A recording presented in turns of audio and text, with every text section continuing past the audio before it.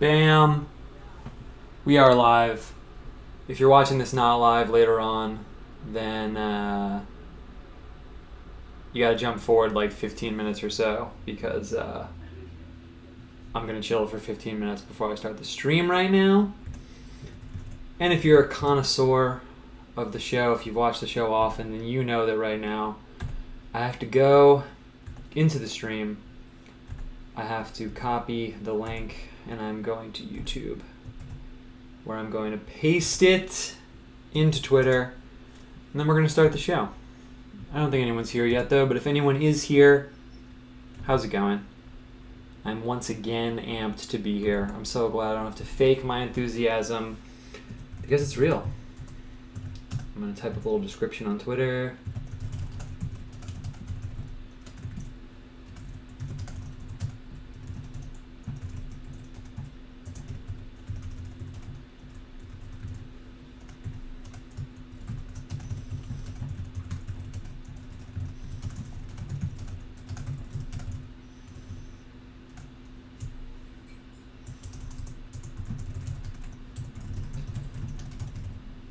So I'm just writing a description in Twitter because I want people to come, hang out. It's kind of cool.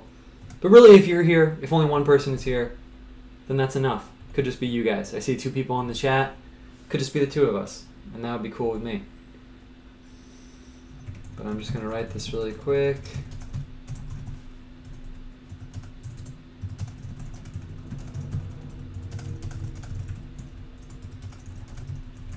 Okay, I'm going to get the TV emoji. I feel like that's essential to the success of the show, is tweeting with the TV emoji.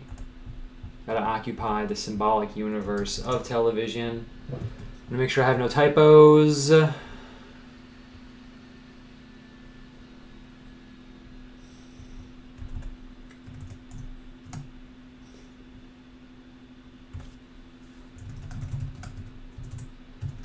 Okay, and we are posting. Boom! It is posted. What's up, guys? How's it going? It's going pretty well over here on my end. I'm moving some windows around. I don't know if you can tell because of the scale of watching it with no reference, but the camera's actually more zoomed out than normal. I got a way bigger piece of paper here. We're going to use a little bit of different paper, change it up. Why not? Keep things exciting, keep things moving. Let's throw my gloves on. But yeah, how are you guys doing? I'm doing pretty good. I got 2 cavities filled today. Not a big deal. I guess any day that you get like some kind of dental procedure done and it's not painful, it's a good day. What else has been going on with me? I had a pretty interesting day, actually. I feel like I kind of turned a little bit of a corner in the studio. I feel like before we get the show going, it's always like what's going on in the studio world. And it was kind of interesting because I was talking with my wife. I'm just going to walk away from the mic for a second so I can grab my paint and stuff. So I was talking with my wife, and I feel like I've maybe talked about it on here once or twice, but like I kind of have this, it's not really an issue, it's more like a thing, more like a part of my life, I guess you could say, where like I really don't know how to clock out of work ever. I really don't. Like I kind of just work like literally all the time. Like always. I mean, it's not the worst thing in the world because I really like what I do, obviously. But, you know, this and a mix of like normie graphic design, like it could be a lot worse. I could be working in some like coal mine. I'm like very cognizant of that, so I'm definitely not complaining. But let's see. I just want to see how close, because the camera's in a different spot because of the paper, so I want to make sure I don't like get my body like on the camera. Cool. Not for any reason, just because I'm trying to keep the aesthetic. Anyway, so yeah, I don't really know how to like clock out of work, and I was like talking to her about that, and I was like, yeah, you know, it's interesting. I kind of use this analogy, but you know, just because I'm interested in writing and like information and all that stuff, I have looked into how like, you know, certain comedians like write their stuff, or how, you know, people just generally engage with their like creative process. And what a lot of comedians said, I actually have listened to more comedians talk about how they write their stuff and actually listened to them doing comedy, because I don't know why. I don't really find most comedians that interesting. Maybe there's some great ones I'm missing out on. Anyway, though, what I found most of them talk about was like, you have this notebook with you and you're like always writing these ideas down. And, I really resonate with that because that's how I do my art. Like I always have my sketchbook with me, and it could be like literally any random moment that I'll just see something and be like, oh my God, like that would be a really cool combo for this picture I'm working on. Like maybe something like that, things like that happen. And this one comedian, it was actually Larry David. I've actually never watched anything Larry David's ever done because I'm just not really into that, like cultivating that very like kind of New York humor kind of situation. Not that I'm against it, but I just like to have my own vibe going. So, and he said, so if you watch Curb Your Enthusiasm, he said, which I haven't, but I don't have anything against it. He said, for example, he was out to dinner with his friend and his wife like said something. And, right when they left the restaurant, he got his notebook out and wrote it down, and that became like a really popular episode of the show. And it really kind of relates to that in a way because that's kind of how I work, but also that kind of means that there's like this part of my brain that's like always working. There's this part of my brain that's always like writing, like always like ready to go. And I was talking to my wife about it, and I feel like it kind of like stresses her out a little bit because then if anything like happens, like, if we get like a phone call and it's like, oh, we have to go to this next city over for a day or two, it like really stresses me out because I'm not like working, So I've been trying to work on like taking like just not working like from the moment that I wake up to the moment I go to sleep. And it's been kind of interesting because, like you guys obviously know my vibe, like everything kind of relates to my vibe, whether it's like religion or theology or art or, weird stuff outside or like literally anything, like it all dovetails with like what I do, which is great. I mean, I love it, obviously, like I said, I really, really do love it.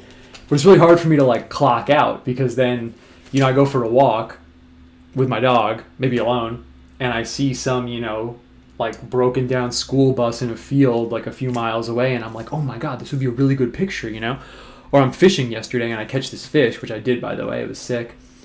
And then I'm like, oh yeah, like this would be a really good painting. Like I'm looking at this fish. So it's like part of my brain's like always working. So it's been interesting trying to figure out how to like clock out. I don't know if any of you guys have that problem. But that's been pretty interesting. So today I like took some time, from like 3 to 5. I was like, okay, I'm not going to do anything related to the studio for like 2 hours, which for me is like crazy because literally I just do it like all the time. Like I wake up in the morning, grab my phone. I know that's like really bad. And I check my emails. I see what's going on with the shop. If I have like graphic design emails, and then, I just go hard and then I do it until I go to sleep, which is like bad. So yeah, it's kind of like been working on that, and it's been really interesting, I feel like I kind of am like very caught up in my work, and I kind of like pride myself on working all the time. I think it's some kind of like coping mechanism. Like, if I know that I'm working like all the time, then I know I couldn't be working harder. So maybe that's why I do it, but it's not like healthy long term, I guess. So it's been really interesting. And yeah, Peter M said in the chat, start by resting on the Lord's Day. Yeah, it's really interesting because obviously like, we're all here watching the same show right now. So obviously I was thinking about it, and yeah, I mean, of course, like the biblical situation is like resting on Sunday, you know what I mean? So yeah, I don't know. I don't really have much to say about that. I guess I said it all, but yeah, I've been kind of working on that. So I've been kind of trying to cultivate like some hobby or something that doesn't relate to the art and stuff, but it's almost impossible. Like I even tried booting up some like old video games. I know it's like super like Bugman, but I'm trying to like, do whatever. And I'm looking at the characters in the game, and I'm like, oh man, I could draw something like that. And I'm like, oh my God, I literally can't escape it. But like I said, it could be worse. I used to work at like, well, I can't say where I used to work, but I've had a lot of like way lamer jobs, so I'm definitely not complaining. But yeah, it's been kind of interesting, man. So I got to get some leisure time going on, I guess. What else has been going on with me? You guys tell me what's going on with you too. I'm curious what's going on with you guys. Josiah Trenham just posted a new video about resting. That's dope, actually. I will check that out. I really like Josiah Trenham a lot. I feel like he made a really big impact on me, not only from the... You guys are probably hearing some stuff falling. I'm just grabbing some pens and stuff. He made a really big impact on me, not only from the Rock and Sand book, but when I was getting married, it was last December, so it wasn't that long ago. I was reading Rock and Sand while I was there for my wedding. I was there for like a few weeks. I wasn't like, getting married, like reading the book the same day, but I was there for a few weeks.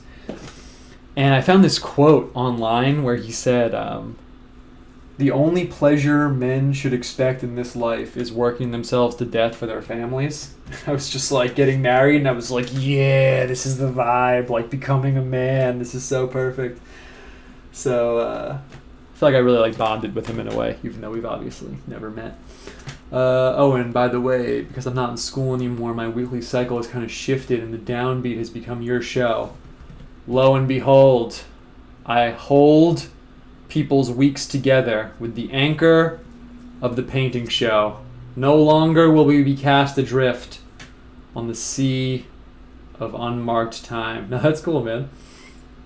So it's like summer for you? I guess, I mean, it's summer for everyone, but now you're not in school, so that's tight. I can relate. I write and I'm always on too. We want to be useful and are made to be tools for use. Yeah, it's true. A lot of people have the opposite problem. Yeah, it's really funny, man. Liam said that in the chat. Yeah, so before I was like standing in the hallway and I was talking to my wife, you know, and I was like, okay, I'm going to make some coffee. I was like, and I'm not going to draw. I'm going to go in my room and I'm going to do something. I'm going to try and find something fun or the line's not really dark enough, but it's okay. So I'm going to try and find something to do, you know, that's not really, and she said the same thing. She was like, you know, it's funny you have to like push yourself to not be creative. Like other people have the opposite problem. Will we roll with that line thickness? I don't know.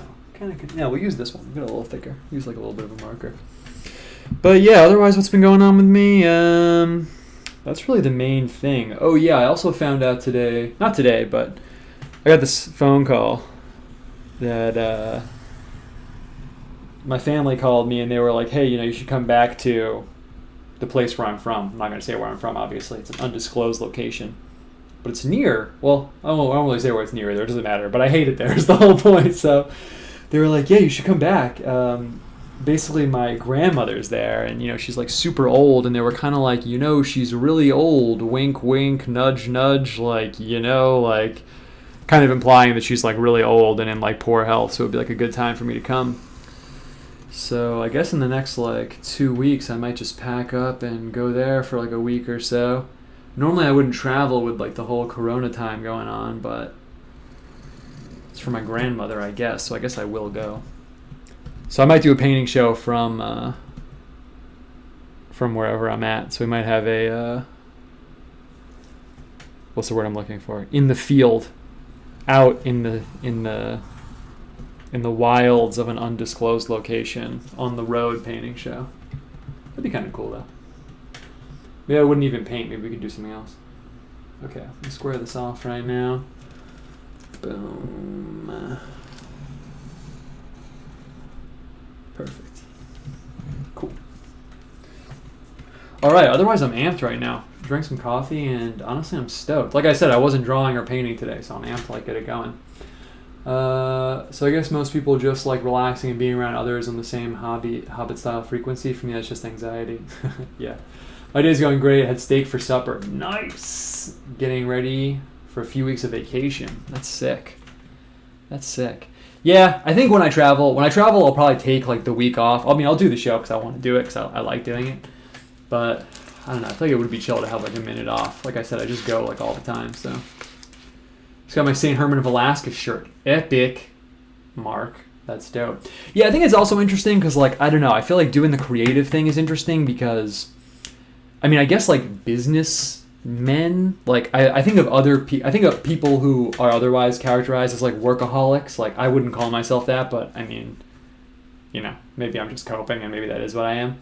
But it's kind of interesting because for like the art, I mean, I don't know what it's like being like an accountant or like running, you know, some type of like strictly financial business. But like for me, it's really hard because like, let's say like this afternoon, like I took off a few hours, right? I played a video game, which I haven't done in like years, but it was cool, I guess. I played like a really old like Japanese like game that I downloaded on my computer.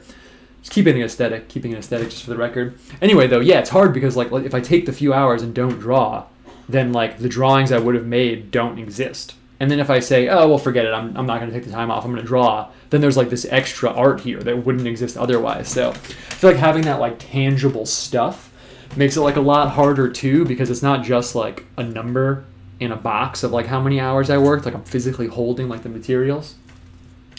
But yeah, I should go back and read some like theological stuff about taking a day of rest, you know. I have trouble turning off my mind from math problems, but the solutions usually come when I don't think about them consciously. I think it's called unsymbolized unconscious thinking. Yeah, that's the thing. And so it's 7 right now. We'll hang for like a minute or two, and then I'll pull the trigger on the intro. We'll get this going. I just want to get like good number of people in here. I actually haven't even checked how many people are in, but I don't have like a metric for how many people should be here. So we'll hang for like a minute and then we'll just do it. Like I said, if it's like 10 people, it's all good with me. Oh yeah. So what you just said, yeah, it's kind of a thing in Zen Buddhism too, where they talk about it. That's just where I'm like most familiar with it. But like when you're not focusing on a problem, that's when the answers come. I get that with art a lot sometimes too. Like I'll be out like, you know, watching, you know, some bird in like my lawn or something, and I'll be like, oh my god, that picture where I didn't know what color to make that girl's dress, like if I made it orange and I made, you know, like the answers just kind of come up. There is like a deep consciousness, like part of your brain that's like always working on problems and stuff like that for sure. Let's see, going through the chat. Yeah, someone said you got to wash the shirts inside out. Yeah, mine. I mean, not to like hype my gear on the stream, but yeah, I have shirts that I've had from my shop for like the whole time, like 2-3 years now, and they still look good. I tried really hard to get like high quality ones, so they're good. I own 2 shirts, St. George one and the anti-alien one. Dope. Nice. Everyone plug the shirts they bought. No, I'm just kidding. Yeah, I'm actually going to drop the next one soon. They look sick. I got that lamb graphic and the Virgin Mary kind of tapestry one and the rooster thing. And I'm printing I don't know if everyone has like an encyclopedic knowledge of the pictures I posted the last like few months in your mind. But the God and Money one, that red and black one, actually I have it over here. I'm just going to grab it and then we'll start the show. And then we'll do it. Is it on the floor over here? Let's see. Yeah, I will plug it. I posted this a while ago. This is actually the literal, like, physical drawing. So, like, I actually drew this, but I made this graphic. I don't even know if I explained it when I posted it, but I made this thinking all about, like, being, like, a theological, God-minded person, but then also being stuck in this system of, like, money. Not in, like, a kind of, like, 14-year-old punk sense, just in the sense that, like, we all have to, like, work and participate in that aspect of things while also being like a theologically inclined person. So down here I wrote this Bible verse, and this is that you can't serve both God and money. And then I got like the Illuminati eye, the church, but then you got like the bag of money, and this kind of represents like spiritual work. Not spiritual, it represents like intellectual work. It's like a, what do you call this, an alembic from like alchemy. I got the gear over here. I put the shoe in the gear because like there's a false etymology that the word sabotage comes from these French shoes called like sabbat that they would like throw in the gears. It's not really where the word comes from, but I like that etymology, so I put like the shoe in the gear, and I got this snake cut up. I thought this was a really awesome visual reference because it's like the join or die America flag, but it's in like this context of like we have to like come together, you know. I don't know, it sounded deeper in my brain, I guess. All right, it's time. It's 7:03. Oh, by the way, this is on a piece of cardboard. I don't know if that's interesting, but I like drawing on cardboard a lot, so it's hanging up here.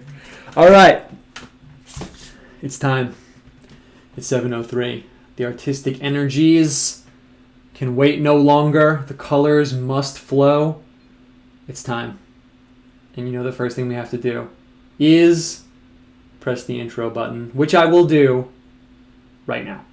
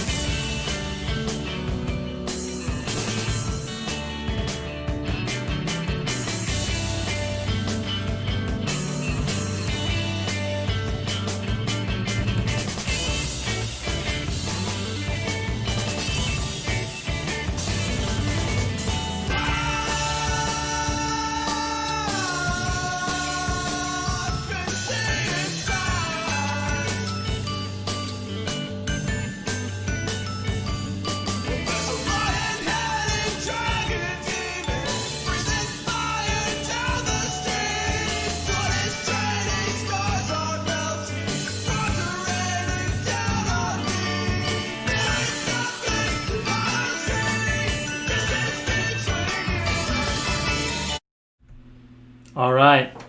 Oh, the camera tilt? Oh, I moved the paper. What's up, everybody? It's time. It is that time once again. And like I said, I'm really stoked to be here right now. I know it's my show, so I would have to say that. But the thing is, that it's true. I actually am amped to be here right now. I'm amped to hang out with you guys. I look forward to, I feel like this is a good call. I guess I made the call ultimately, but I feel like it's a good call having the last show of the month be the Crowdsource Symbology edition, because it's a little more casual. It's a little more casual. I like it. I kind of interact with the chat more. If there's like random things going on in my brain that don't necessarily relate to the biblical symbolism, we can talk about it, or we can talk about that too. We can kind of do whatever we want. So I like that. It's a little bit more, I don't want to say low pressure, because of course it always has to be the highest quality at all possible chances. But I feel like it's a little more casual. So in case you have never been here before, or you haven't been here for one of these shows, I think we did 4 or 3. This is probably the 4th one, and they've all been really good, so that's tight. I guess if eventually it stops being good, we'll change it up, but it's been really great so far. So the deal is, 30-second explanation is that if you're here, you've probably seen my art before. It's lots of symbols put together in different contexts, informational naturing. So what we do on this show, the last show of the month, is that I take suggestions from the chat entirely, and that's how we put the painting together. Should I get the last one? The last one, actually, I'm not going to get the last one because I don't want to have that in our palette, in our mind when we're creating this one. We're going to start totally fresh, but the last one was sick. Maybe I'll show it at the end. So basically the way that works is you in the chat tell me stuff, and I will draw out suggestions, and we'll put it together. I kind of want to push this one a little bit. I'll talk about the paper and stuff in a second, but in case you can't tell, we're more zoomed out. This is actually a different paper. I think you can hear it. You probably can't see it because the light is like blown on it, but you can probably hear it. Ready? It's really rough. It's like this super rough paper. It looks kind of like a paper towel. If I had the second camera to get the close-up, it looks kind of like a paper towel. I think you'll see it in terms of the watercolor, but even if you can't, I thought we should change it up. So it's bigger. Maybe we'll get more like bombastic. I know bombastic technically means the opposite of what I'm saying, but it has the word bomb in it. So like kind of maybe a little bit more explosive, maybe a little more controlled. I don't know. We'll see how it goes. But the way this works is I will be looking at the chat, and if you want to tell me stuff like, you know, symbols and things like that, which I hope you do because that's kind of why we're here, you have to tag me. So you can see that Isidore in his last 2 messages and Peter M in that message up above. If you put at Owen Cyclops, it's red. I don't know if it's red on your screen, but it's red on my screen. Maybe that's because I am Owen Cyclops. But if you put at Owen Cyclops, then I actually see it.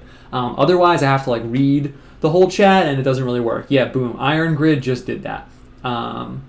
So yeah, just like if you see right there, that's how you have to do it. That's how I'll see it. And yeah, you guys can throw stuff out there, and we'll just get it going. Otherwise, people can start throwing things out there whenever. I'm just going to kind of, not riff for a little bit, but I'll do the book intro, and maybe if I have to talk about anything else, I will, and then we'll just kind of get going. But if you want to start throwing things out, I'll see it in a second. Otherwise, you know, we've been doing the book intro situation, and I was thinking, you know, what's the book intro situation? I like pumping just kind of like weird books and stuff like that, get weird things on people's radar. So I have this book right here. This is pretty cool. Bushido, Soul of Japan. This actually isn't my favorite Bushido book. My favorite Bushido book is a book called the Hagakure. This isn't the Hagakure. It's actually about Bushido. But basically Bushido is like this samurai code, and it's pretty cool because it's just an interesting kind of window into, like, you know, we have like Western chivalry. I guess you could say Bushido is kind of like the Japanese like chivalry code. So I think it's kind of cool to poke into. There is a book. I'll tell you about this book, this other book that's not here, and then we'll start the show, just because it's a really good story. There's a book called the Hagakure. That's my favorite Bushido book. And basically what the Hagakure is that once Japan got unified and stopped being these like little clans and like shogunates and little groups all fighting each other and stuff, Japan got unified, right? And then all the samurais kind of stopped, you know, aggressively killing each other literally 24/7, and it was kind of like a slow slide into like basket weaving and painting, and the Japanese samurai started doing arts and crafts and stuff. Basically, it's like the inaccurate 30-second nutshell version. So this one samurai, this older dude, just pieces out, and he's like, yeah, forget this, man, this is whack, I'm gonna go live in the mountains. He goes to live in the mountains, and this younger student goes to live with him. And when the younger student gets there, the older samurai is like, yeah, okay, you can live here with me, but here's the deal. You can't write down anything I tell you. The younger student says, all right, sure. And he lives there with him, and he writes down everything he says. And then when the younger student goes to leave, the older samurai says, hey, I know that you've been writing down what I've been teaching you, and before you leave, you have to burn it, all the stuff you wrote down. And the young student doesn't. he takes the book with him, and that's what the Hagakure is. Hagakure means like hidden behind the leaves. So it's this book of like terse sayings by this Japanese guy, and it's pretty awesome. It definitely resonates with a lot of like weird Twitter stuff, not only because it's like these short excerpts, but it's very like return to tradition, but then it's kind of this old crotchety like samurai dude, and you can't really tell if, the tradition he's imagining returning to is real or if it's his own idealized version of it. And I kind of learned a lot from it, so I'm just plugging that. Something cool to look into. I like to plug. Let's kind of throw out like a breadcrumb in case people are like, oh, what should I read? What should I look into right now? Hagakure, Bushido stuff. It's pretty cool. Doesn't really have anything to do with Christianity, so that's why I saved it, I guess, for this show, because we're not about to jump into a Bible verse right now. Anyway, let's do it. Let's do this right now. I'm pretty sure I got everything. So like I said, way this works, I'm just going to repeat it again because no one really said anything yet, so we're going to kind of get going right now. And then I'll see if I missed any chat stuff, and then we'll get it going. So yeah, if you guys start throwing out symbols and stuff like that, we can start making moves. I'm going to see if I missed anything here. Yeah, the blue's popping. Yeah, the serial killer gloves are gone. The clear gloves were too creepy. I got like 1,000 of these, so we're never going to run out again. Last time someone said the serial killer Dexter vibe, and I was looking at my hands on the screen, and I was like, dang, that's exactly what it is. Okay, Leviathan, Behemoth, Biblical Cryptid. Yeah, okay, I'm going to put that in my pocket. Angel and Revelations, yeah. Lion of Judah. Oh, nice, I got a super chat from Womp Womp. That's epic. I humbly accept your super chat. Thoughts on Holy Grail symbolism? It's obviously a Christian symbol, but seems too quite paganized by occult esoteric meanings. Father Sergius Bulgakov interpreted the soil earth as the Holy Grail, as Christ's blood fell to the ground and purified the earth. Hey, it's really funny, man, that you just said that, actually, because today I was going through a box in my room, and I found this little drawing I did of the Spear of Destiny, where we got the lance that pierced Jesus' side over here. If I made this a real painting, I would do it kind of more respectfully, but it's just a sketch, so it's kind of more like simplified style. With like the water and blood coming out. You got the hill over here, obviously. Adam's skull with like the rejuvenation, the eclipse and stuff like that. So it's cool that you asked me that. Yeah, we'll talk about Holy Grail stuff for sure, especially since you super chatted it up, which, like I said, I humbly accept. Humbly accept in the studio. Oh, yeah, we got a ton of chat stuff. My sister is currently trying for a baby. Fertility. All right, fertility, biblical cryptids, Holy Grail stuff. That's pretty tight. Pretty tight. Night Dragon. All right, yeah. So we're going in a particular direction here. I'm going to kind of take all this and put it in the cauldron and like set the stage right now. What's the theme for today's piece? Campfire. Campfire is summer chillin'. All right. So I feel like we have a nice little palette of possible roads opening before us. Biblical, cryptid style, fertility, Holy Grail symbolism. Oddly, I kind of feel like all that can come together. But let's see. How do I want to start the picture right now? That is really the question. Because the first thing that we put in is going to kind of set the whole stage. I am feeling like the campfire and like a fire can kind of branch out into all those things, or one if we decide to take one road there. And I feel like that might be a good like organizing principle in this space. So I think we're going to start with the campfire, actually. I think that actually would be a good way to get it going. Campfire is kind of nice because it could be in any context. It could be like medieval times. It could be now. It could be ancient. So maybe that's a good place to go. So we're going to start with that. We're going to start right off the bat with that. And let's try and like keep it moving. I'm telling you guys, but like I'm talking to myself right now. So I got to get a good log color, and we're just going to roll with burnt umber. I mean, if that's not log color, I don't know what is right now. Move this over here, and I'm just going to I'm kind of curious how the paper is going to handle right now, because, like I said, it probably looks the same, but normally I'm using hot press paper. Actually, normally I'm using rough paper, which is like a little rough, but this is like rough times a million. So let's see how it goes right now. I'm gonna clear off this brush. I got some blue paint on the brush. And yeah, I'm stoked that we kind of started out with the Holy Grail question thing going on. I do have this really cool book over here. I'm not gonna get up and get it right now because I want to get painting. But if you want, I'll grab it at the end. It's called The Grail, From Celtic Myth to Christian Symbol. That one's really awesome. I always have felt really, really, really drawn to the Holy Grail stuff because I feel like it is right in the overlap of a few Venn diagrams that I really want to be hanging out in. The thing that was really difficult for me not really so much anymore, but when I first kind of switched over, I guess you could say, from like occult and esoterica world to Christianity world, to a theological world, is that when you're in like a cult and esoterica world, you're really in like a totally open sandbox as a creative person. You can pretty much do whatever you want. It doesn't really matter. If you want to paint like an Egyptian god and give it like a different animal head, or, who really cares? It doesn't really matter. You know what I mean? You can put any symbols with anything else. Doesn't really, who cares? Like I said, it kind of all fits together in this kind of weird tapestry. But when you switch over to like a theological world, it's like totally different, and I felt like that sandbox really like closed off for me in a way. Okay, so what I'm going to do right now, I'm going to kind of just loosen this up a bit, and I'm kind of stoked to get the fire going on this because I think it will look sick. So what I'm going to do is I'm just going to throw down, let's see, I don't want to take up like the center yet, so I'm actually going to do it right here. I'm going to leave us a little bit of room. Cool. Just kind of calibrating myself looking at the screen. Leave us a little bit of room underneath, and we'll kind of see how it goes. And I'm going to water it up because I want to get that paper texture coming through. It's a little bit too much paint to see it right now. It's all good. Boom.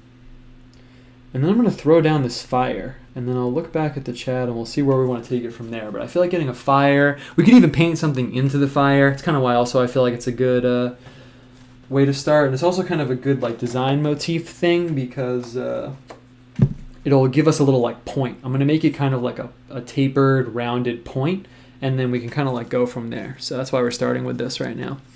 And we're going to do classic illustrative fire thing right now. We're going to do the yellow, orange, red thing. And I'm kind of just going to go for it. So I'm going to keep talking about the Holy Grail stuff while I paint in this fire right now. And yeah, so about the Holy Grail stuff.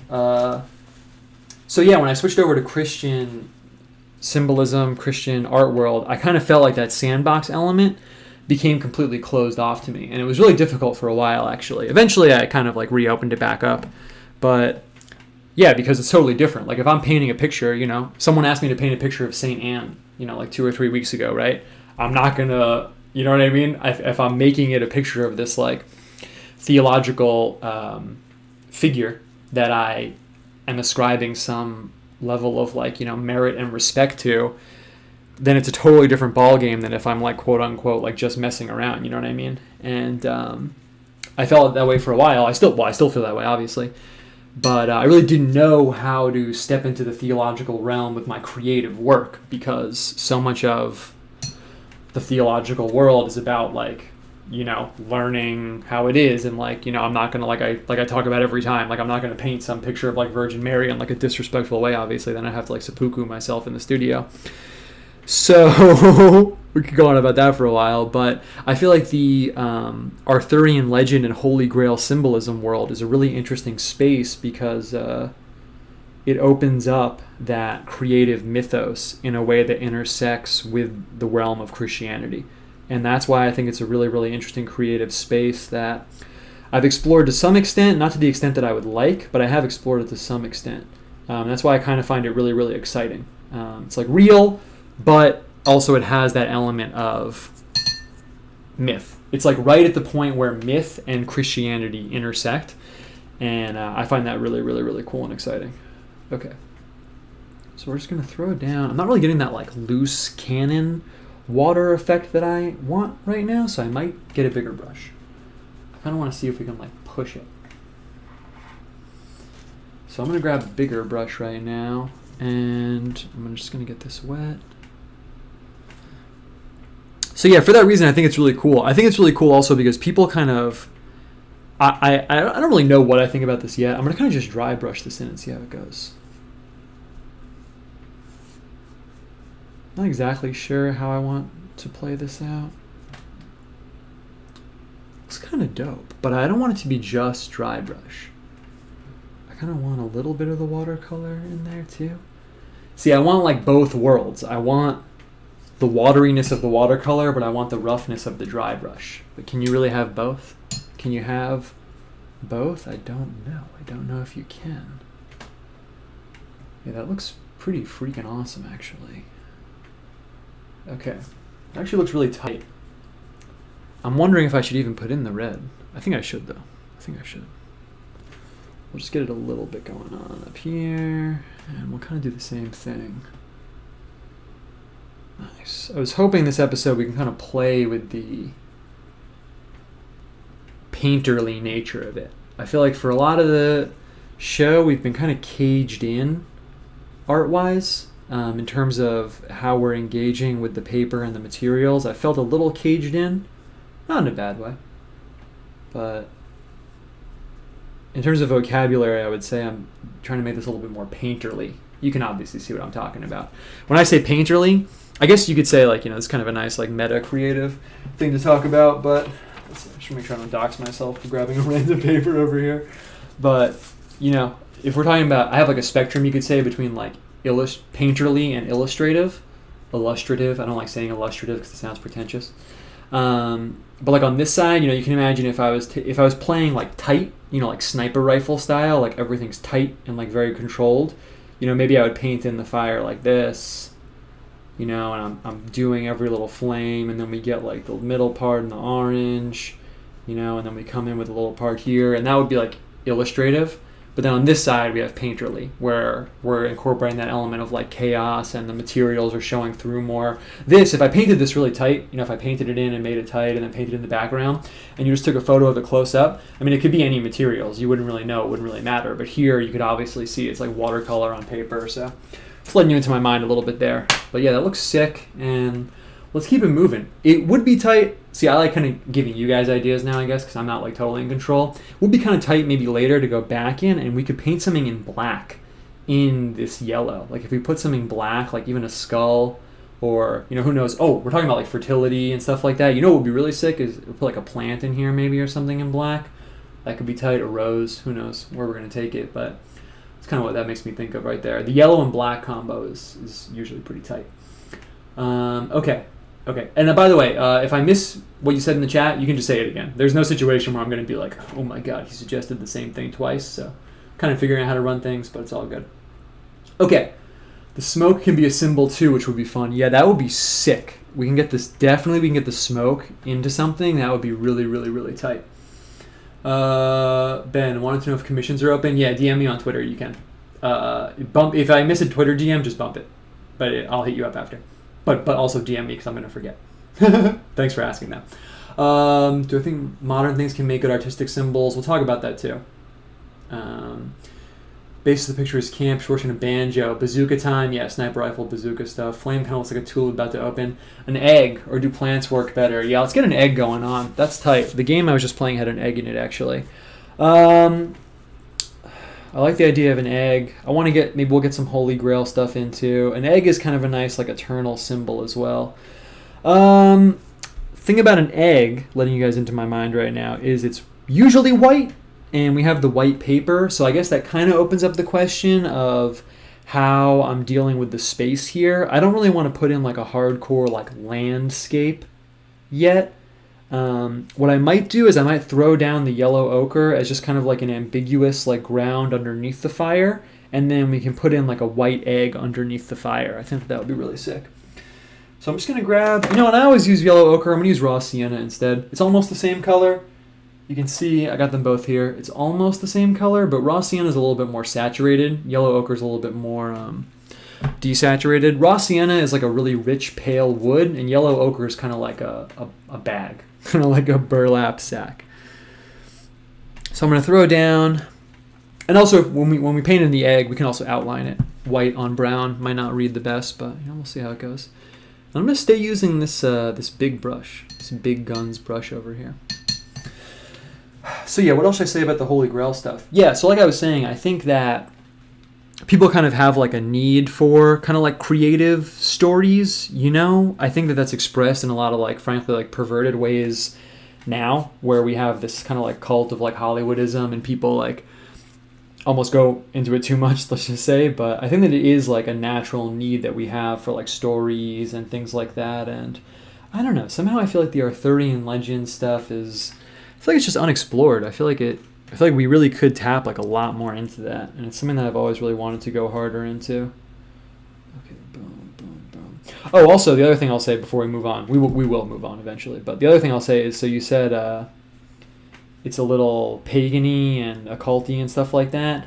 I feel like also for us, I feel like that's part of its power in a way, because it really does bridge that gap between full-on like medieval fantasy paganism and then Christianity. There's a lot of really, really cool stuff. I posted some of it on Twitter a long time ago, but I should compile it somewhere, that's about where those two worlds overlap. Like there's a story about Merlin where Merlin was supposed to be this like demon baby. There's this medieval story, I'm not saying this is true, it's a medieval story where Merlin was supposed to be the Antichrist, and this demon came and impregnated this woman. But somehow this priest or something in the town like figured it out, and he prepped it so that right when Merlin was born, right when he came out of this woman, he dropped the infant right when it left the mother into this baptismal font or whatever, like a bucket, and like baptized him immediately. And that because he did that, that's why he had those powers later on in life, because he was born to be this like Antichrist type figure, but because he was blessed like right when he was born, it kind of like transmuted that into this like semi-magical ability. Like I said, I don't think that's true, but it's really cool. And there's lots of weird stories like that where like, biblical items will like poke into these like weird Holy Grail legends. And yeah, I think it's really cool. Okay, I could keep going on about that. We'll keep talking about it, but let's see. What else? We could have something sacred at the heart of the fire, keeping out all sorts of evil surrounding the darkness, like demons coming out of the trees or something. Yeah, that's tight. With regards to fertility, does the cup goblet relate to this? Woman is the container idea, especially dovetail with my cup overflows. Yeah, since someone said Holy Grail stuff, I feel like we should get like a cup or a goblet in here, and I feel like that would just perfectly kind of fit in, so we're just going to go for it. I'm just going to paint one in. I feel like your question is kind of enough of a suggestion that we're just going to go for it. And, it would be really sophisticated if we use this color for the cup up here. So let's do that, because we'll use this color for this cup, and we'll get some wine in the cup. So it'll be like the wine, color of the fire, dirt, color of the goblet. It'll be looking fresh. So let's just do that right now. Okay. And yeah, there is a lot of like, I guess you could call it esoterica about, hold on, I just want to make sure this is a good line. Perfect. Boom. About the male and female symbolism and stuff like that. The cup being feminine because it's like receptive, and then the lance being masculine because it's male. Because it's penetrative. Can I use that word on the show? And maintain my G rating. So yeah, there's a lot of stuff like that. I think that is pretty cool. Initially, when I first heard that stuff, I was kind of like, yeah, I get it, like Jungian symbolism, like, okay, but I thought that was kind of cool. Partially what won me over was that in other religious stuff, they do have that kind of like male, female, receptivity, penetrativeness. Like you guys know, but where I kind of came from in like Tibetan Buddhism and stuff, there is a ritual scepter called a Vajra, and that is like male, the male principle, and then you have the lotus flower, which is like the female principle. So when I first heard the kind of parallel between the lance and the cup and stuff like that, I thought that was pretty cool. What I've heard, I'm wondering if anyone else actually has heard other stuff about this, but what I've heard is that Grail, what it really comes from is Graal or something in French, and that what the Holy Grail was initially it was like this tablet. It was kind of like a serving tray or something. I'm not saying this is true, I'm just saying this is what I heard. It was like kind of like a serving tray, I guess, and you could eat from it infinitely and it would never run out of food. And that was how the Holy Grail, like someone traced it back like through history, and then eventually became associated like with Christ and stuff like that. My other favorite Holy Grail thing, again before we move on, and by the way, you guys can keep throwing stuff out in the chat because I'm going to need way more stuff in a second.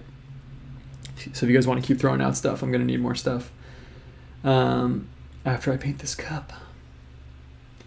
But my other favorite Holy Grail thing is the Fisher King. I love the Fisher King and Parsifal and all that stuff. In case people don't know, the Fisher King is this figure, and he's mortally wounded.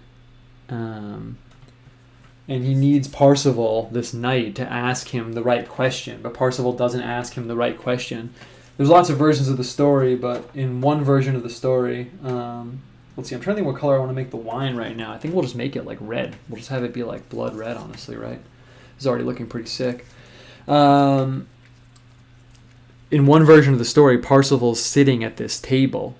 They just like feasted or something, and there's a procession. Like it's kind of told, in my opinion, it's in the version I read. It's told in this way that's like kind of intentionally, like I don't want to say ridiculous, but it's intentionally kind of like strange, where they're eating in this like feasting chamber, and then all of a sudden this like procession comes through, and there's the lance, and these like knights or like some official figures are like holding the lance, and the lance is bleeding from its tip. So then we also get this interesting intersection with like biblical symbolism, because it's like this self-bleeding item. Like it's like a bleeding lance that like bleeds of its own accord. So we could probably unpack that too. And the Fisher King is this guy who's like mortally wounded. He has this wound. In a lot of stories, he's wounded in his dick, actually, just to be completely honest with you. And to be healed, he needs Parsifal to ask him the right question. So this procession comes through with this bleeding lance, and basically he needs Parsifal to be like, hey dude, what's that? Like, what's going on here, man? But for a variety of reasons, Parsifal just doesn't say anything. And it's just like this weird chapter in this, like, I mean, it's literally like an Odyssey, basically. And that's just one, like, weird chapter in it. Okay, cool. I'm going to come back and put in the bottom inside rim of the goblet, but this is looking pretty sick. I'll probably come back in and actually take this brown and, like, brown it up a little bit, but let's kind of keep it moving right now. I don't know if the spider would fit in this, but I've always loved the symbol of the spider. Maybe it's because they're such a symmetrical creature. That's interesting. Yeah, let's go for it. Let's just go for it. I feel like there's something about the egg and the spider together that could be kind of interesting. So I'm going to put those two things together at the bottom right now. I'm going to grab my smaller brush, since we'll do a little detail situation down here. Cool. Let's see. Any other cool Holy Grail stuff? Such an interesting whole world. Really just the Fisher King, honestly. I also like the Kingfisher bird. I've talked about that on like my Patreon and stuff before, but I like the Kingfisher bird for a variety of reasons. But one is that I feel like it has a very medieval flavor, and I think I tried to unpack why, and I think not only because of the way it looks, but also like the Fisher King, the Kingfisher bird. So yeah. So I'm going to throw this egg down here. An egg is like a very primal, ancient symbol, obviously. So it kind of fits in with everything we're talking about. Also, it's interesting because somehow like the Holy Grail symbolism also ties in with like forest stuff in a way. It also bridges the gap between like Christianity and like fairy tales. So I don't know, the egg makes me think of that a little bit too. It has a very like, in terms of symbolism, I don't know, it makes me think of like weird medieval tales and stuff, I guess. And let's see, I don't want this to be too dry brushy. It's okay if it is, but let's just get it going. We could also put something in the egg if we wanted to. Just going to come down. Cool. It's a little bit lower than I wanted, but it's not a big deal. Not a big deal. I mean, the egg should be like the 101 test for if you can just read random symbolic stuff into visual information. I mean, life, birth, even kind of purity because it's white. Things taking place beneath like a concealed, safe exterior. Things are happening inside the egg, but you can't see it. Just nature's like fecundity, fertility. Egg is like the preeminent fertility symbol, obviously. Cool. There we go. Dogs too. Okay. And spider, let's do that. Let's do a spider too. Spider's a really cool one because it's one of those symbols that has like a little bit. I'm gonna use the brown also from. Actually, should I use black? I'm gonna use black because then we got the white of the egg and the black of the spider. And they'll kind of play off of each other. I think that'll be really dope. So spider's pretty dope one because it's one of those symbols that has like a little bit of like an evil flavor. I'm actually going to switch to an even smaller brush just so I can make sure I paint it in right. It feels like it has kind of like a dark evil flavor, but I kind of like to strip that away. I don't like to let like, witchy symbolism and like Halloween stuff like infect like my perception of the natural world too much. But a spider is interesting because it weaves. And if you were here when we talked about baskets and stuff like that a few weeks ago, weaving has this connotation of like creating the cosmos and all that stuff. I'm just going to kind of wing this spider. I don't actually really right now. I can't really think of how like a spider's body is, but I'm just going to kind of go for it. So weaving in basically any like pre-Christian mythology is like creating the universe. I guess for me, the main thing I think of there is the Norns. If anyone knows the Norns from like Norse mythology and like Northern European mythology, there are these three like women who like weave fate. Basically, they like weave these threads that like kind of like create the universe. So cool. I'm just gonna put these legs in. Maybe we'll get a spider web somewhere else in the picture.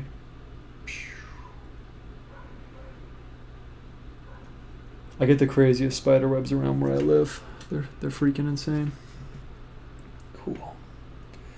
Alright, I'm feeling this egg and spider combo down here. I don't exactly know what it means, but I'm definitely feeling it. We'll see. These pictures are almost like end up being like a Rorschach test at the end. Okay, this is tight. Yeah, we'll definitely take that. Should I give it pincers? Spiders sometimes have pincers, right? Yeah, let's go for it. We'll give it kind of like ambiguous. Pincers. Ambiguous little pokers in the top. Cool. Okay. Was that feeding tray related to the feeding tray of the 5,000? That's interesting. I have no idea. Maybe like related in like a cosmic sense. Probably not related directly because we're talking about different time periods, different places. Although actually it could be. I don't know. That would be really interesting. Flaming Grail and a Frozen Wasteland. Yeah, for now they're both on white. At the Easter Vigil, the Paschal candle is maybe I said that wrong. Is plunged 3 times into the holy water, which traditionally was used for baptism all year. It's meant to be reminiscent of the act of procreation. Yo, that's awesome. That's really awesome, actually. All right, give me more stuff. Throw more symbols out. We need like a sea of like symbolic suggestions coming through. Spider legs could be reaching into the background, frames the image and threatening force in the distance. Spider legs could be reaching in the background. Yeah, we could put like big spider legs in the background. Is that what you mean? Yo, what's the symbolic meaning of a siege mask? That's an awesome question, actually. Okay, I'll answer that, and then I need more suggestions. Otherwise, I'm going to start spinning the wheel and going rando. I'm going to go rogue. I'm going to go rogue on the crowdsourced symbology tradition, which I'm okay with. What's the siege mask? What is it? It's like half a skull, right? I mean, a skull, death. I mean, I'm trying to be deep, but that one's pretty obvious. Maybe there's something with like the smoke spiderweb in the Sumi. Yeah, there we go. Iron grid. That's what I'm talking about. Iron grid. Thank you for coming through. Yeah, I'm pretty sure the siege mask is the half skull, right? I'm showing my like lack of like coolness right now, but I'm pretty sure that's what it is. Yeah. I will talk about that. I do have something I want to say about that, actually. So, yeah, we'll do smoke, and then... You know what I think I'm going to do? Oh, here's what I'll do. I'm going to kind of, like, get the gray up in the big brush, and I'm going to paint, like, a fat thing of smoke like this, kind of like S-curving, and then I'll go in the smoke and put a spider web in the smoke while it's still wet. I actually don't know how that's going to look, but let's just go for it, man. It'll be tight. And should I break out the absolute insanity brush? Should I break out the insanity brush? Let's do it. The people came out for the painting show. We gotta take it there. This is a really cool brush, by the way. It's huge. Look how big it is. Look at that. You know how much water this could hold? Bro, if you had this thing full of water, you could drink out of it for like days in the desert. I'm like not even kidding. I bet this holds like a pound of water. That's less than that, but... Okay, yeah, as for the siege mask question, actually, I thought I'd have to like just bullshit something, but you know what it actually makes me think of now that you're asking me? Is in South America, they have a lot of deity sculptures and stuff like that where it'll be like half skull and a half human face. So if you're asking the symbolic meaning of it, it must be something about, I mean like the deep like subconscious meaning of it, it must be something about... the fact that it's half a human face and half a skull, and you get the combo. Oh, cool. You get the combo of the life and death together there. I mean, it must be something about that. Okay, so I don't exactly know how this is going to go, but like I said, let's just go for it. So I'm going to kind of load this up. I have to land in this really weird spot because I don't want it to come off the brush black, but I also don't want it to be so light gray that you can't even tell. That'll probably be good, though. Let's just go for it. I want to get it right up to the goblet. Yeah, we'll take that, actually. That looks pretty cool. And we'll kind of come back around the other side. Okay, I will take that. I'll take that. I kind of want to get a little bit more, though, actually. And we'll get... I just want to make sure it reads like smoke. And if I have that backstroke, I have to get it... There we go. It has to come up a little bit. Yeah, I'll take that. Okay. Maybe a little bit more. I'm kind of working a little bit too much. Okay, we'll take that. Perfect. And I'm going to quickly grab the smaller brush, which I put over here. And I'm going to go in and paint a little bit of a spider web in. I don't know if it's going to read too well. I was going to paint it in white, but I think I'm going to paint it in black, because I don't know if it's going to read in the white. And let's see. Will it bleed out? Did I get the paper wet enough? Yeah, maybe I did. I like to go full experimental on these shows. I hope that's okay with everyone. If you want the 100% perfect, you got to come to a different show. This is like the live, you know, people are wearing a helmet, but they might fall. That's the section of the game you turn into. That was pretty tight. I will take that. Cool. Nice. Love the spider web. Spider web is a really dope thing, especially as like symbolic information, because, you know, it says well made, but it also says death. You know, it's a very like well made, beautiful, mysterious thing, but it inherently exists to kill, for things to die in. So I feel like there's definitely something there about that. I mean, everyone's struck by how beautiful it is, but also, you know, like I said, it exists to just trick things into dying, so could probably unpack a lot of stuff there. I saw a dragonfly in a spider web the other day when I was walking around this lake that I go to. And that's pretty interesting, because I was compelled to save the dragonfly. Yeah, it looks pretty dope. Maybe we'll get one more down over here. I was compelled to save the dragonfly, but then I was like, well, you know, why would I side with the dragonfly over the spider? You know, if the spider's hungry, it could die if it doesn't have this dragonfly to eat. But then at the same time, I felt really compelled to save the dragonfly. It didn't really feel fair to just leave it there. So it's a very interesting moment. I was like, is it right for me to participate in this like part of nature that I've like stumbled into? Feels like no. Feels like it's not. Nice. All right. Very dark with the spider webs, but, you know, we'll see how it plays out. We'll see how it goes. It's kind of cool. We got the egg, you know, born into this realm of moth and rust and cobwebs. See how it goes, though. Okay, damn, we got a lot of stuff going on over here. Okay, lots of stuff. Smoke spider web in this. Really like your calligraphy. Thanks. I'm trying to step up the calligraphy, actually. If I remember at the end, I'll show some calligraphy on the stream. I got some stuff on the board over here. Lizard. Yo, lizard is actually tight. Let's get the lizard going, because that fits in with everything really well for a few reasons. Lizard fits in medieval weirdness, right? It's salamander, medieval stuff kind of fits all together. Also fertility, cryptids. We also talked about biblical cryptids. So lizard kind of fits in with everything. So we're definitely going to do that.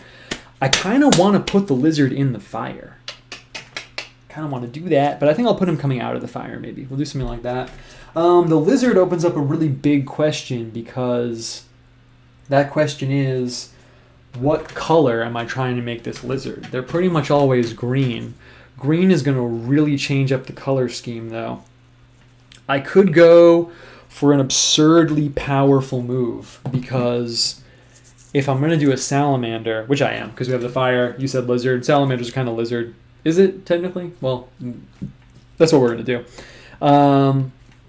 I could go for an absurdly powerful move and do one of the black ones that has like the yellow stripes, and I could paint in the yellow stripes on the black. I feel like I have to do that now that I thought of it. I feel like I have to do that. So what we're going to do, so I also, when I do this with you guys, I like to think about how things are playing off each other. So what I'm going to do is I'm going to put the black lizard right here, and then that means that we can have something else balancing it out on the other side. And then it kind of ends up with a picture long ways being kind of that nature, where things are playing off each other from one side to the other. It's kind of just the nature of working in a long ways rectangle.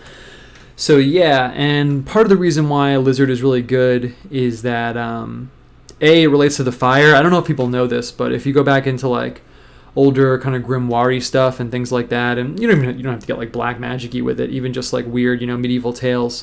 There is a creature called a salamander that is not the lizard, a salamander. It's like a fire spirit, I guess you could say, and the two became kind of equated.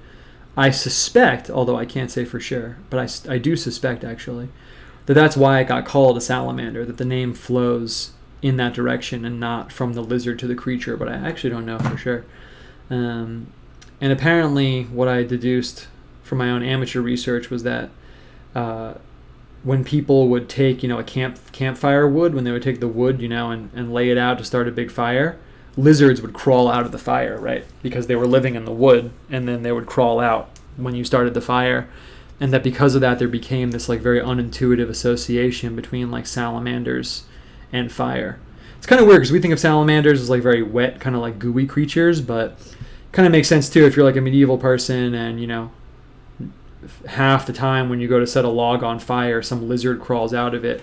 Eventually you kind of build up some like association there. And I think they thought that they were like born from the fire or that they could like live in fire or something like that. There was like a really strong association between the two of them. If you go into like Paracelsus, for example, and he describes the different elemental spirits, he calls the elemental spirits of fire salamanders, actually. Actually, I have a shirt with one of those creatures on it. It has a human face, though, so... Anyway, but also it fits the other themes we were talking about, because any weird foresty creature makes me think of like medieval fantasy. Not fantasy. I shouldn't say fantasy. I never think of fantasy, but, fantastical things, I suppose you should say. Which dovetails with the Holy Grail stuff, but most importantly, salamanders can regenerate their tails. So it is also a symbol of rebirth. Got the egg going on. It kind of all goes together. Recently, I did a project where I used the salamander as a symbol of rebirth, actually, because it can grow its tail back. So I'm just going to give it these little paw hands. I could have painted these in a little bit rougher, but I didn't. Perfect. It doesn't look like a salamander yet, because I did not put in the tail. Cool. And we'll give it these like yellow stripes. So it'll be kind of like bee colored. I don't know if you guys have seen the salamanders that I'm talking about, but let's see. I didn't leave myself really enough room, honestly, for the tail, but we'll make it work. I'm just going to come back up. And we'll make it long because since I have to make it a little thinner to fit between the legs, I really want to make sure it reads as a tail. We'll take that. We'll take it. And I'll let the black dry before I go back in with the yellow. Cool. It's pretty dope, actually. I actually like how that looks. And then ideally, we'll get something dark on the other side. Okay. Let's see. Eventually, I'll have to skip forward a little bit. Sword, child, dream. Yeah, sword. Let's definitely do sword. Because... that's like the most kind of holy grail medieval thing of all, and we'll kind of keep the different vibes going. I kind of like the energy that we have going right now, just kind of plowing forward and seeing how it goes, so we'll kind of just keep that going. Maybe this will be a little bit more Rorschach testy, and I won't be thinking so hardcore about everything, because I'm feeling like if I'm just following my intuition that this space right here would be dope for a sword, and then it goes behind the goblet, and we can maybe get some blood on the tip, so that's really tight. So we're going to do that. And I'm not even going to... actually, I am going to do it. I was going to say I'm not even going to mix the gray, but I am. But I am, actually. I'm just going to come in. We'll just get it going. I mean, sword's like the symbol. That's like it, really. If you can only paint one thing. So we're going to come in and do that up. Boom. I feel like we're moving at a good speed, too. I like how this is coming out. Boom. And we'll keep it going. And normally I do the double-pointed sword, but I'm just going to do a one-pointed sword. Maybe we're back in like the 1100s where we have like shitty blacksmiths still, so. Boom. Put a little more water in there. Yeah. Cool. Perfect. I'm going to paint the hilt in of the sword, the handle in. Let's keep... I'm going to use this color, but I don't want it to be that dark. I want the resonance of that color to come up, but I don't want it to be too high contrast, because then your eye is going to be like hardcore drawn up there. So I'm just going to water this down a little bit. Man, you can see so much more of the palette when the camera's up this high. This is kind of tight. Boom. And did it really matter? No, it's kind of just as dark. It did matter, actually. Perfect. Could put the sword on fire. Could give the sword some blood. So many wonderful options when you paint in a sword. Let's make the handle a little bit thicker. Yeah, it looks great. Looks great. I don't really want it to go off the canvas. I could do that. It's kind of a very powerful compositional move. I'm not going to do it right now. Maybe later we'll do it, but I like that fade anyway. That's good. That's really good. Okay, cool. Let's keep it moving. See what happens. Seeing a lot of atheists take the possum and other sad animals as their spirit animal. What about a glorious animal evangelizing to some sad possum? Wow, it's a very, very powerful suggestion. I'm going to tuck away possum. I'm tempted to just grab that and paint a possum hanging right here. To be honest with you, though, I don't want to do that just yet. I'm going to think about it, though. Let's tuck that away. We got a few things. I like to tuck away things during this process. Bust them out later, so let's tuck away that for a second. Fog and or wolves. Wolf is pretty tight. Let's think about it. We gotta make, so in case you guys want to know what I'm thinking right now in terms of the picture. So right now, what we've been doing is we're kind of like putting little things around what we got, but we got to make a powerful move on the outside. So maybe the next move we make has to be kind of like a strong, powerful move because it's basically going to decide what's going on the outside of the picture. Now that I said that, I am kind of tempted. What would be kind of hot is if we get a wolf in here, because the wolf could fit here with the nose.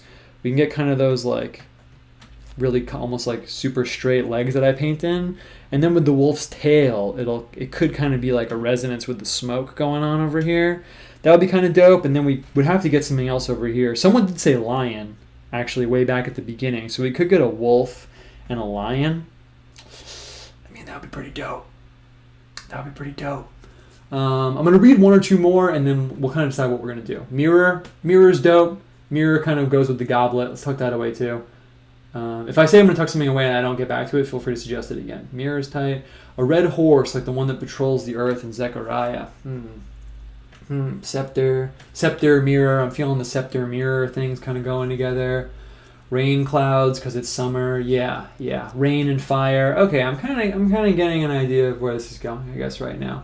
Okay, let's do it this way. And then I'm probably going to jump up to the bottom because I'm way behind. I'm going to take all that and I'm just going to jump to the bottom. So it's going to kind of reset. But okay, let's do the wolf, lion, and then let's see where we're at. That's dope, and that also gives us a lot of room because I like using the quadruped animals when you have them flat because then their back gives you a space to kind of jump off from. You can like put something behind them or someone could be riding them. We're probably not going to do that. If you guys want, we can. But it gives you kind of space, almost like a landscape. So let's do that, and then we'll see where we're at. And I'm probably just going to paint them in fast. I don't really want to... I mean, I could go kind of hard on it, but I really like the quality of the smoke and the fire that we got, and I'm wondering if I can just like keep that going.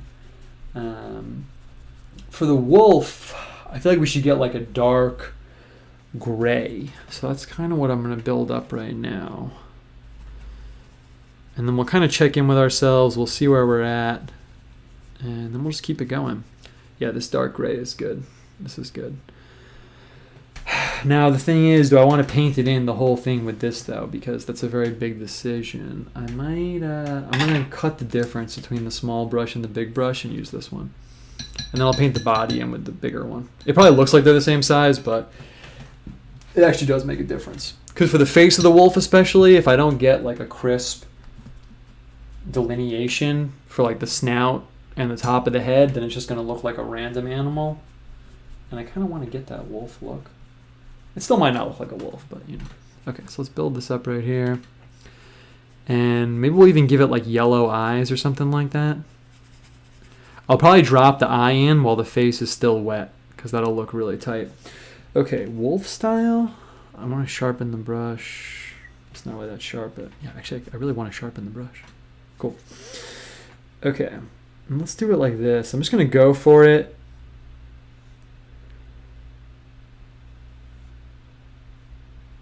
Look a little bit more like a dog, but you know, we'll take it. Cool.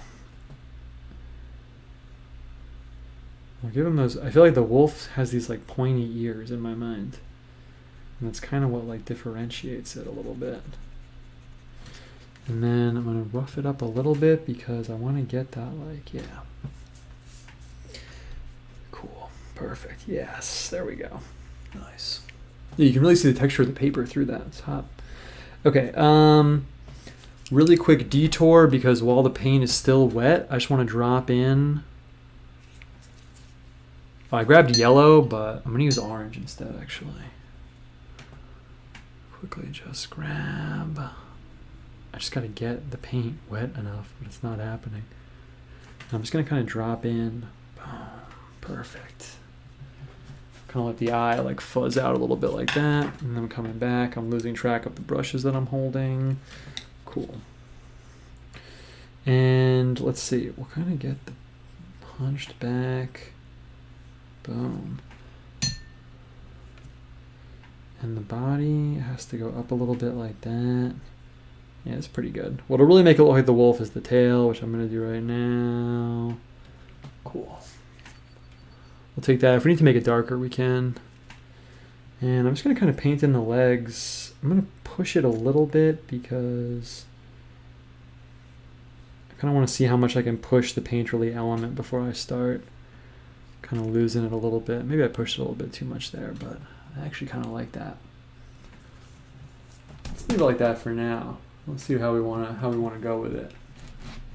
Cool. See if I can get rid of this glare. There we go. Now we're talking. That looks pretty dope, actually. All right, let's roll with that for a minute. And then I'll paint the line in on the other side, and then I'm going to come back to the chat. I know I stepped away from you guys. Lion? We said lion, right? Oh, no, we said red horse. Dare I go for the red horse? I say let's go for it. I don't know how the red horse is going to look, but I say we go for it. And I say I haven't really busted out straight alizarin crimson on the show before, so let's do it. It's always interesting using, it's funny.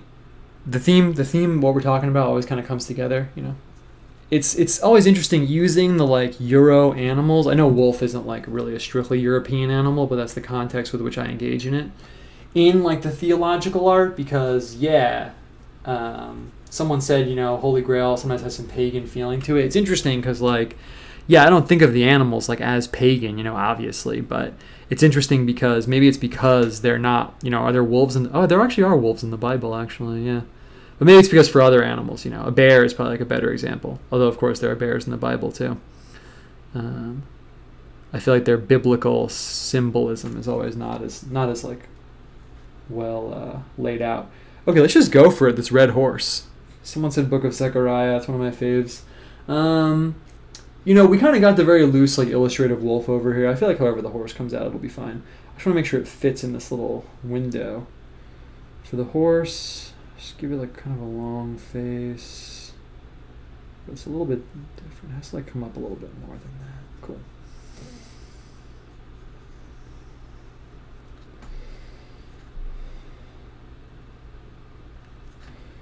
And the horse has to have like a way longer neck.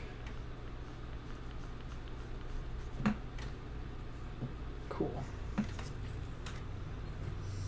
I'm going to say that I'm going for that kind of like 400 AD manuscript look, just in case it doesn't come out looking like a horse. I'll have some like wiggle room to land on, honestly.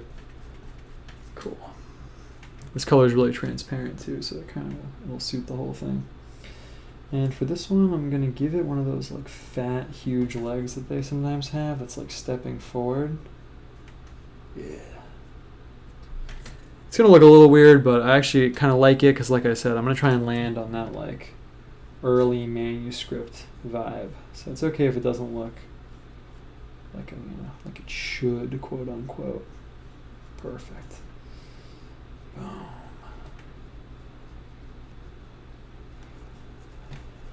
Yeah, we'll take it. Perfect. I could even put, like, a saddle on the back of the horse. That's kind of tight.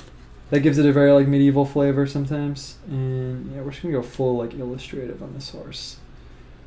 Perfect. Put a little hoof in. Come back over here. It's not really big enough on the back.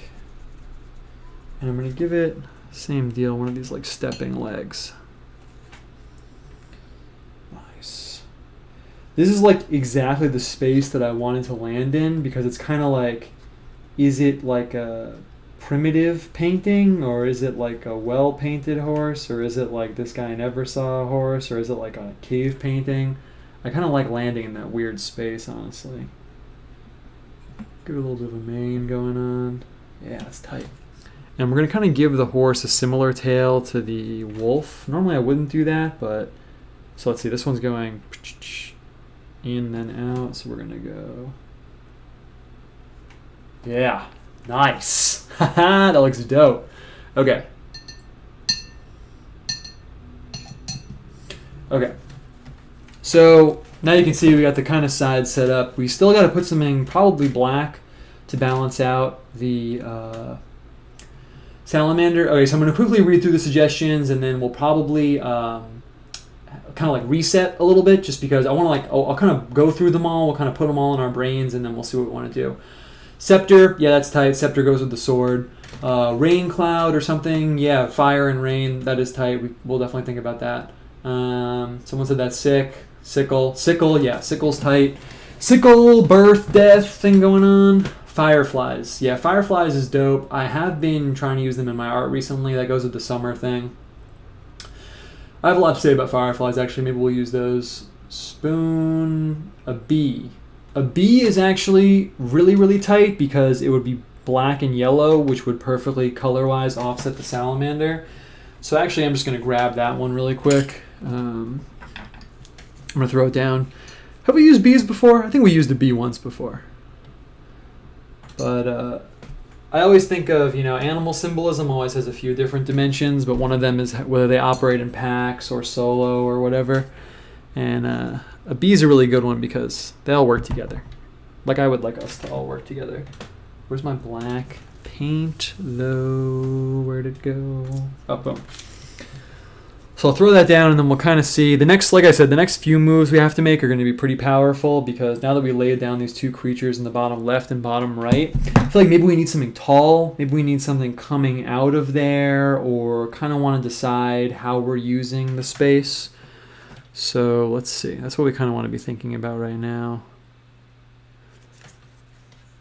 Okay, and I'm gonna paint the bee a little bit differently than I normally do. I'm just gonna throw down kind of like a fat, because I want it to match the salamander a little bit, but you can still tell it's a bee. The nice thing about certain animals, a bee is definitely one, a rabbit is also one, is like pretty much no matter what you do, if you nail like one aspect of it, people can tell what it is, and that gives you a lot of wiggle room. Like for a rabbit, you can make a lump with like two big ears coming out, and it looks like a rabbit. With a bee, you could literally paint a circle, a black circle, and just put the yellow stripes on it, and people can tell it's a bee. So you get a lot of wiggle room. Like right now, like normally I'd be thinking like, oh man, like I didn't really leave enough room for the wings, but it doesn't matter. People can tell it's a bee no matter what. I could honestly not even put the wings in, and people would still tell it's a bee. I'm not going to go that hard, but this will be good. I would normally put the wings in a different color, but like I said, I really wanted to visually match the salamander, so I'm actually not even going to do anything with the wings. And then when they're both dry, we'll put those yellow stripes in. It's going to look dope with the fire. Bee, blue whale, crow, trumpet. Okay, how do I want to play this? Let's see. I'm trying to figure out how I want to play it. If I want to go through in order the whole time, but then I'm like 10 minutes behind the chat. Fleur de lis. Okay. Rose. Okay, now I'm caught up. Yeah. Peter said, I'm liking the red horse. It's taking us away from the Halloween vibe with the orange and the spider web. Yeah, there's a little Halloween vibe going on. We're gonna offset that. We're gonna offset the Halloween vibe. But that did happen for sure. But we're gonna get rid of it. Okay, let's see. What stands out from all that? I feel like the rose is pretty tight. Feel free to keep saying stuff. Let's see. I'm trying to figure out exactly what you're hearing, the hesitancy in my voice right now.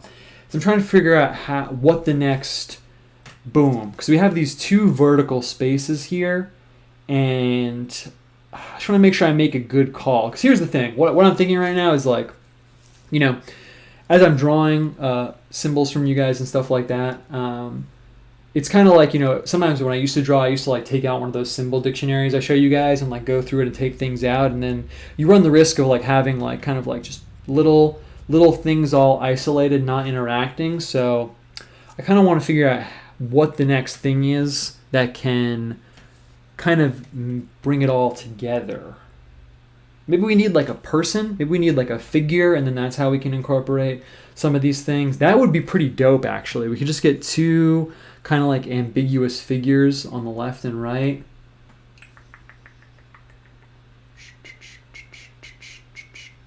Some with a lot of vines offset the Halloween. All right, let's see. I need to make a powerful decision right now.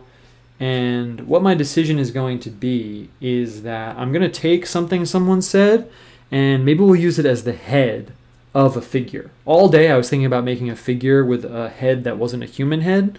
So I am going to make the powerful decision that everyone's obviously waiting on right now on pins and needles. Someone said rose, and what I'm feeling like is, because also we want to get rid of the Halloween vibe, I'm going to put the rose in here, and that might be like a woman's head, and maybe we'll have her holding something. I'm not going to totally commit to that, but I am going to put the rose up here at the height that it would be if it were like someone's head that was going to be behind the wolf. And I think that'll be really tight. Because then, yeah, I'm seeing hourglass, and like it would be doper if someone was holding an hourglass instead of, you know, just floating there. So that's what we're going to do right now. So I'm taking rose, whoever said rose. And the way I'm going to paint this rose in is... I got two options. I can paint in the rose really dark and do the lines light, or I can do the opposite and paint in the rose light and put the lines dark. It's pretty much always more sophisticated if you do the second option. Light lines on a dark background always looks more sophisticated than, not always, but it usually looks more sophisticated than dark lines on a light background. So what I'm actually going to do is I'm just going to quickly kind of like sketch it in. Oh, I love painting roses. Rose is one of my favorite symbols. It's funny because some symbols are kind of like cliche, you know, and you wonder why. But then some of them are kind of like quote-unquote cliche, but there's a great reason. And I feel like a rose is like one of those ones that's like such a preeminent symbol for a really good reason. It's just so good. I've said this before. I don't even know where I got it from, but rose really is like the Western lotus. It's like just, it's like our, like the whole symbol of like, like our whole theology just like encapsulated in one symbol. It's so good. Oh, love it. You literally can't beat it. And I'm going to throw in dark, and we're going to come back in with really, really bright red, and we're going to outline that. And someone said fleur-de-lis, so I feel like rose, fleur-de-lis might be good offset. If I use the fleur-de-lis, and then maybe those could be the two heads of these two kind of like amorphous figures on the side. If I use fleur-de-lis, I'm going to look it up though, because I don't want to just wing it and then mess it up, and everyone will laugh at me and say, oh my god, Owen doesn't even know how to paint French heraldry. What a poser. All right, cool. And yeah, I feel like that's kind of a good call. And then if we put in these figures, we can kind of decide what they're wearing. It gives us like a lot of like laterality. So I feel like that is a really, really good move. Rose bush, thorns, berry bushes. Berry bushes is summer. Opens up the color palette. Yeah, iron grid is right. That's a really good idea. Yeah, you know what? That's perfect. And you know what we're going to do is I am just going to grab, what I'm going to do is I'm going to take, we need some green in. You're right. I don't know why on the show I always get sucked into this warm kind of parchmenty palette. I don't know why. Recently, only in the last like 4 or 5 episodes. So yeah, what I'm going to do is I'm going to, wouldn't some blue be refreshing in here? Some blue and green. I'll put in these two kind of like bump green bushes. We'll have the green come down a little bit. It won't touch the figures, and then we'll put some berries on the bushes. And yeah, I feel like that will open it up a lot. I'm going to start with this light green, but if it turns out to not really be the move, then I'll throw down this Viridian. Let's just make sure I have the Viridian ready to go. Boom. Cool. And I'm going to get back to the big brush over here. Perfect. I like the energy in the show right now. I like the vibe. Yes. Monk holding an hourglass. Yeah, so I think I can kind of see it in my mind. I think what we'll do is I'll give the rose like a little bit of a neck, and then I'll put him in like almost like discreet robes, and he'll be holding the hourglass. I think that would be really sick. This brush is way too big. I don't know what the hell I was thinking there. All right. Well, I'm going to paint in... let's go with darker green. Something... My guardian angel maybe stopped me there and said, yo, chill. Let's go with the darker green first. This is way more medieval color. Yeah. Perfect. And this green is also like totally transparent, so that might give us a little bit of wiggle room there in terms of the texture also. Cool. I'm just going to go for it. I don't want to make it too high up because I want to make sure if we make the rose into a figure that we got some room. Boom, boom, boom, boom, boom. Perfect. And this brush isn't very big, but I'm going to see what I can get away with in terms of just kind of like... Oh, shit. No, we're good. Just kind of like... Let's see, I'm going to utilize the texture of the paper, but then I'm going to come in and hit it with the water. I'm going to see how these two things kind of like play off of each other. Yeah, feeling it. So hot. The color scheme is so hot, so I think we should cool it down a little bit. I'm just going to come in with the straight water. Cool. It looks brighter green than it does in real life. Maybe it's because of the bright lights, but I'll go back and put a little bit darker green up here. The nice thing about green is that you can always kind of work with it no matter what. Like if I decide this green is too bright, I'm not saying it is actually, I think it'll work together, but once I put some blue in, it'll kind of like harmonize out, it'll all kind of come together. Okay. Boom, boom, boom, perfect. And same deal, I really like that kind of like dry brush effect that I got in the beginning. That's what I'm calling this. I mean, that's not what I'm calling it, that's what it's called, when you get this kind of like texture of the paper. And then I'll come in with the water. Cool. You can see actually for the bush on the left, I let that sap green. It's that kind of like, it's a little bit of a brighter green. I let it come through because I knew it would work with the rose and the wolf eventually, and we get some blue going over here. But on this side with the horse, I just went straight Viridian, and you can see even just that little difference makes a huge difference. The Viridian is like a cool green. You could feel that coolness coming from it. Maybe we'll make it night on the right side. I suspect that's the direction that we'll end up going in. Yeah, I kind of like that. You know, the thing is though, I shouldn't have used such a small brush because you can see that I'm like futzing with it. So I'm just going to come in and kind of like equalize it a little bit. Yeah, there we go. Should I put a little green stroke here?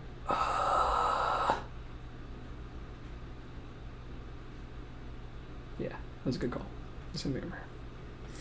Cool. Okay. And then let's put in some berries on there while we got it all cooking. Let's put in some red berries in there. I actually found the most like picturesque like patch of berries ever when I was going to the forest the other day. I was kind of worried about taking them because I have read too many missing 411 things, but then I was like, yeah, whatever. I took a bunch. Okay, so I'm going to try and pick up a lot of red paint and just come through. Just kind of get it going. Yeah, we'll take that for sure. And now we got that kind of like medieval garden vibe going on. It's always a good vibe. Nice. Feeling it. Okay. Let's do it.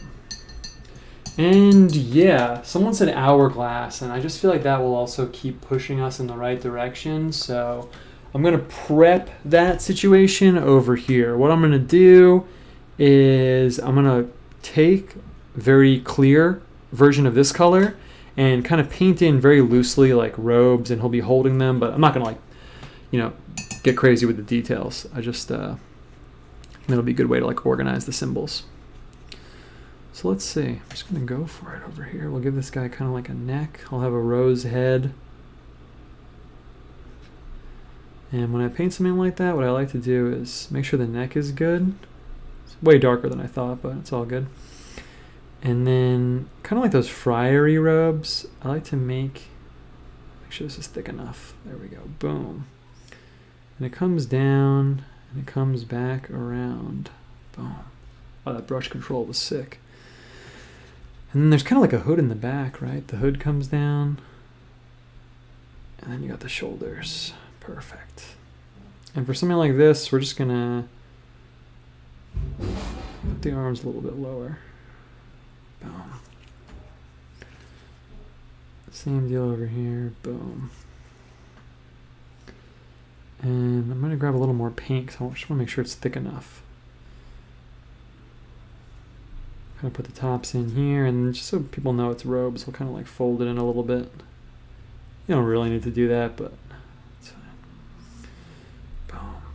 Ideally, if I was thinking more, I would have had them coming down and going up, but you know, we're winging this whole painting, so.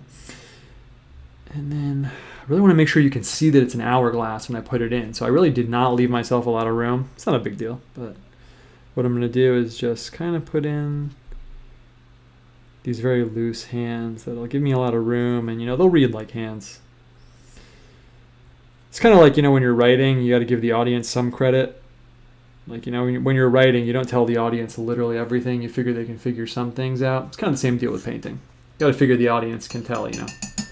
If a guy has sleeves ending, then they're probably going to be hands there. So we'll kind of just put these lines in anyway. Get that like manuscripty flavor. That's how they sometimes do hands in like old school manuscripts.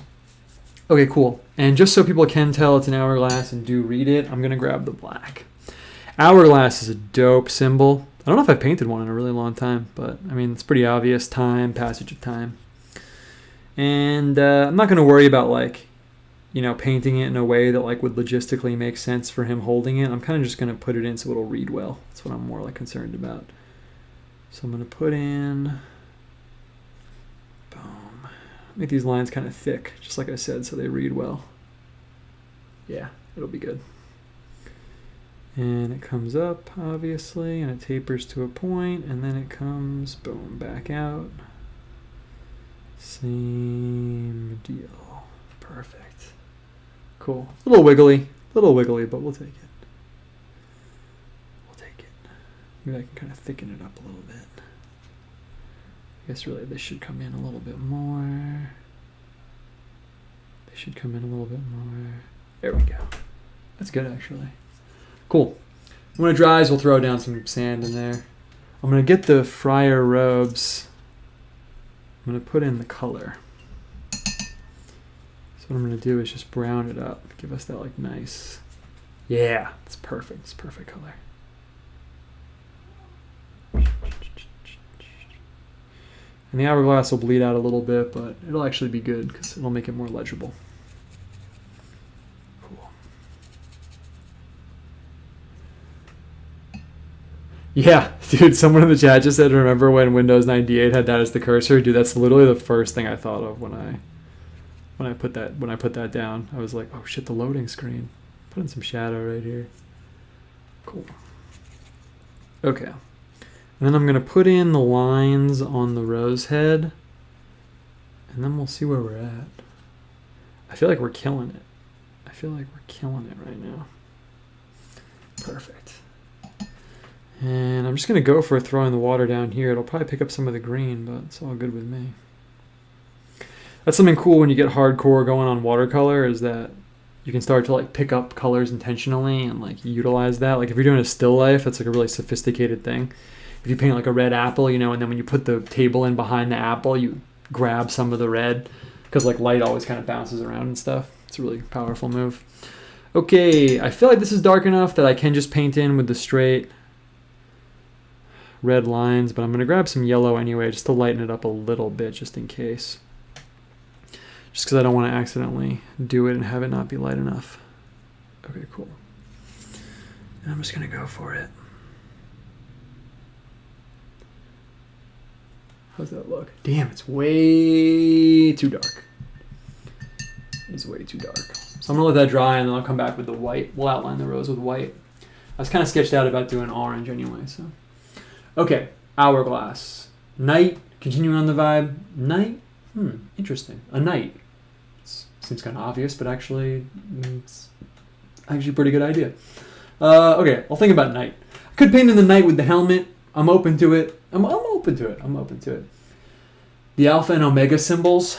Yeah, that would be tight. When I paint in, actually perfect. What I'm going to do right now is I'm going to paint in the stripes on the salamander and the bee, and in the middle of them both, we'll put those letters. That's pretty tight. God made nature. Nature speaks to us about stuff. I feel like that's good. Okay. Maybe we'll kind of even discreetly put it in. Or maybe not. So I'm going to grab this Cad Yellow. And, I say this all the time, but, okay, so I'm just going to go for it here. Boom. Boom. But, part of the reason why I did this, why I like doing the show is, everything doesn't have to be perfect all the time, and even just doing stuff like this, you get cool ideas. I've never done a juxtaposition in a picture of the yellow and black striped salamander and the yellow and black striped bee. I made these two bee stripey, but it's okay. So even just doing this, now I have that idea. It's a pretty cool idea, and I wouldn't have thought of it unless I was doing something like this. So mess around, get ideas. That's kind of how it goes. Cool. My favorite striped animal to paint is the tiger, but I never do it anymore because it's such a non-Western, non-biblical animal. Not that I'm opposed to it, it just doesn't come up, but I love painting the tiger. Okay, cool. And yeah, I think we are going to put that A, alpha, and omega on these two guys. Maybe we'll put it in discreetly. It's there, but... Okay, that actually is going to be really discreet. Not intentional. Actually, that's kind of cool. I kind of like that, actually. Yeah, I mean, you guys will know it's there. But you can also kind of tell. I'll take it. And then on the B, let's see. Maybe with the B, it'll be more obvious. But got a little paint on my glove, but it's okay. And I love the fucking... Oh, sorry. I'm not supposed to curse. I love the brush texture. It's just seeing just the way the paint sits on the paper. It's just so awesome. I was out the other day and I was looking at the clouds. And I was like, man, it looks just like... Oh, I didn't make this that subtle. It's okay though. I was like, it looks just like dry brush. It looks just like a painting. Yeah, that's tight, actually. I really like that. It's almost hidden in there. I could have made the salamander stripes more salamandery, but Yeah, no. Hindsight is 20/20. Okay, I'm going to change my gloves and let's see where we're at. Oh, yo, woman figure pregnant. Yeah, that's sick. Yeah, let's do that. Let's put a female figure on the other side that's pregnant. That's sick. Heather in the background. Is Heather a flower? I don't actually know. I only know Heather from Hagakurei shirts. Would a crown work in the fire? Kind of looks like the horse is kneeling. Yeah, that's sick. Don't mean to suggest too many. Nah, dude. Pour them out. Lo, poureth your suggestions upon me. Okay, my hand is not fitting in this glove. Yeah, so we'll do pregnant woman, and then let's see where we're at. I do like the idea of crown in the fire. The thing is, if we put a crown in the fire, I'm not saying no. I'm definitely not saying no. But the normal crown color is the color that the fire is. So it actually opens up a kind of cool dimension. We could make the crown in the fire red, a red crown. That's kind of cool. Red for me always represents the passion, obviously, and it's kind of the Jesus color, right? Kind of for me anyway. It is not that you can limit to one color, but if I had to. Sorry, I'm taking 20 minutes to put this glove on right now. Okay. Yeah, I really like pregnant woman. Do I feel like if it's a pregnant woman, then, you know, I was thinking another figure on the other side could be with something else besides the head, with something else for a head besides the human head, but pregnant woman might be too creepy if we don't use a human head. So actually what I'm kind of feeling, well, I'm really feeling that suggestion for some reason. What I'm thinking is let's kind of do it like profile style. Where's the notepad? Where's the notepad? Just need a piece of paper. Perfect. So what I'm thinking is, oh, perfect. We'll kind of go for it like this with the pregnant woman. Make it like the same height as the monk. But we'll kind of go, and we'll paint in this silhouette. Paint it in. I wanted to make her nose just like that. And then let's see, how would it look? How would it look if we did that? And then what? She'd have to be like pregnant, right? Well, we have to get her head up a little bit more. She doesn't need to be so like Neanderthal-y, right? Yeah, that looks dope. I don't know why her neck needs to be leaned forward that much. I guess it doesn't. And then we can maybe paint in some hair. I don't know. Yeah, I think this is a tight idea. Because then also the thing is, we can get something in here as long as it's not too weird. As long as it's not something weird, we can put something like in her stomach. So let's do that. It actually sounds dope, but we're not going to make it that small. Let's see what color. I mean, I feel like we're rolling pretty hard with the red thing. But do I want to make her blue? I don't want to make her blue because then it's like Virgin Mary, and then it has to be like, you know. And then it's like a totally different thing. So let's not do blue. I would be open to green, but we have the bush. Let's keep it going with the red thing. Let's keep it going with the red thing. And I'm just going to throw down. This is actually Spectrum Red. I thought it was alizarin crimson, but it's not. So, boom, alizarin crimson is right here. Yeah, we're on the same page. We're on the same page. Peter said in the fire, sprouting seed. I definitely feel like sprouting seed somewhere. I was thinking maybe in her belly. It's kind of weird, but it also kind of perfectly makes sense. But let's see. Something in her stomach, but I'm not going to take anything weird. Nothing weird. Let's see. Someone said rain cloud before. Rain cloud and pregnant woman kind of go together in a weird way. Okay, so let's see. I want it to be the same height as this guy over here. And let's kind of just make sure she's not so like slumpy. Like the person we just painted was very hunched over. Okay. So I'm kind of painting this like nondescript face. There we go. Perfect. Great. Purple. Yeah, we can get some purple going. I think if we put the cobalt violet in, it'll kind of like explode everything here in a good way. Okay. And we're gonna just put it down. There we go. Perfect. Since it's a woman, we want to give her kind of a long neck. It's already gonna look a little weird just because it's a weird kind of profile style I decided to go with, but that's all good. Okay. Now, so we're going to come down a little bit here. She has her breasts. Classic pregnant woman having breasts. Her back is going to come down like this. Yeah, this is perfect. She looked really hunched over before because I didn't paint in like her back at all. Okay, and then she's pregnant. Yeah, this is tight. Perfect. That is perfect. Cool. Great. I'm liking how this is coming out.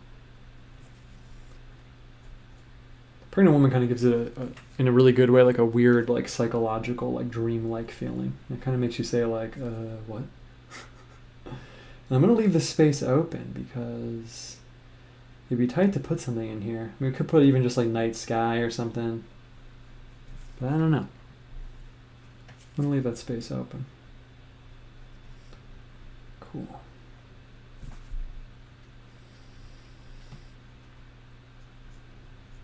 Perfect.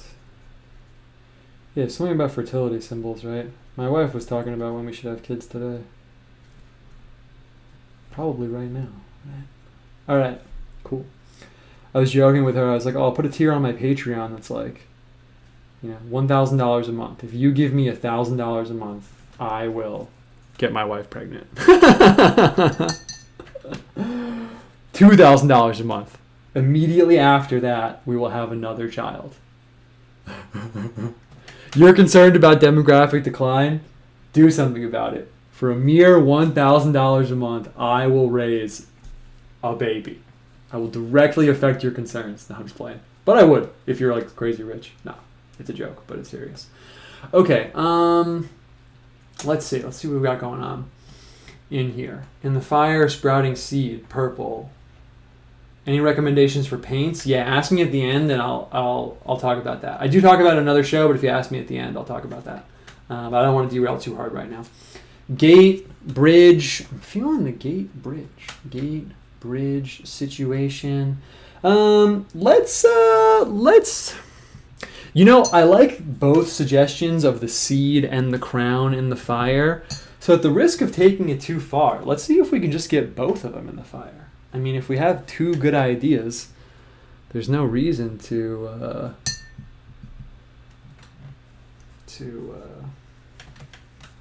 not take them both. Yeah, people are like, unless. Yeah, it's really funny. I mean, I obviously was just jesting, I guess is the word about that. You know, it's funny, a really long time ago, though, this is kind of a funny story. I'm not going to use names or anything, but a really long time ago, someone who purported to be representing, like, this very wealthy, like, well-known, like, I guess you could say, like, conservative type figure, hit me up on Twitter, and they were like, hey, I work for, like, person X, and, you know, they're really interested in, like, you know, people like you, and, like, your ideas and stuff like that, and, you know, we'd love to, like, schedule a call or something like that, you know? So, of course, I was like, okay, this person's trying to just, like, dox me or, like, mess with me or, like, prank me or something, right? So I told him that. I was like, well, you know, there's no way I could actually think this is real, obviously.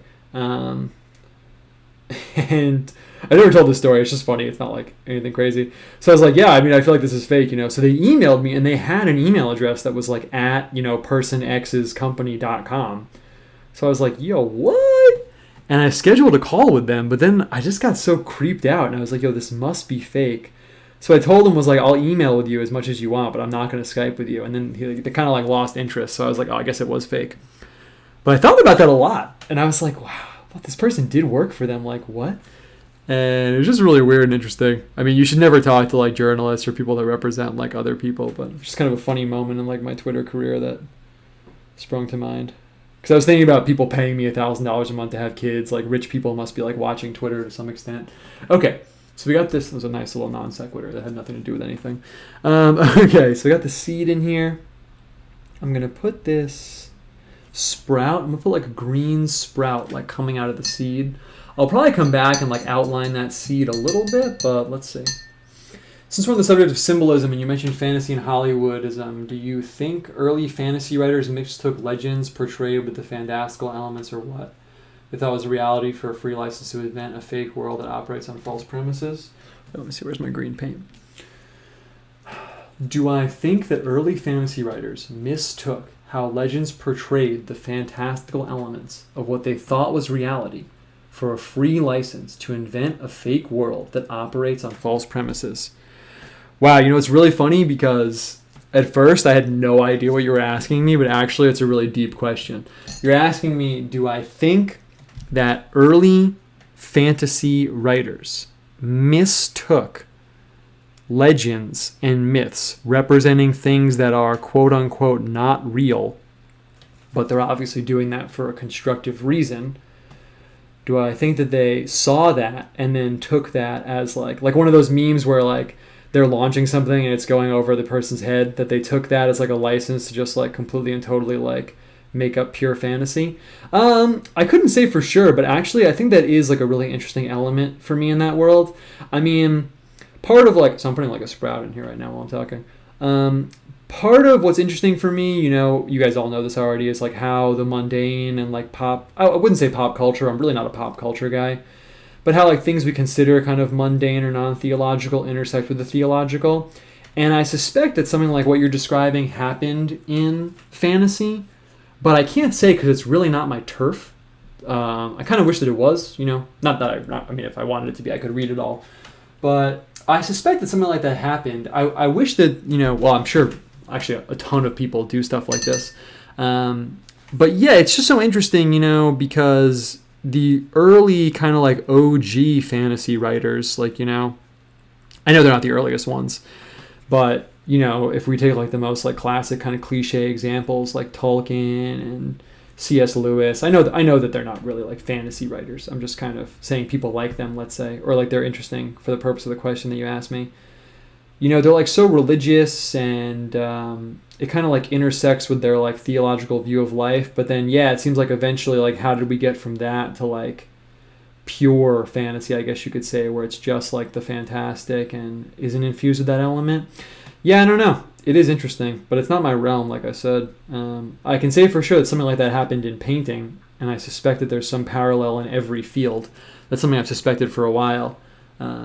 Where like the initial modern artists were painting, like, I've talked about this before, but where the initial modern artists were painting like blue squares and pictures of nothing because it was like a deeply spiritual thing, and then the artists 10 years after them were doing the same exact thing just as like escapism or like purely aesthetic or like to make fun of the art world.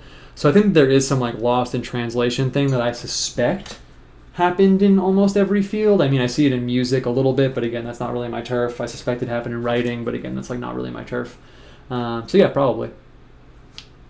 Yeah, this looks dope. This looks dope right now. I'm definitely feeling this right now. I'm going to outline the rows, and then let's see. What time is it?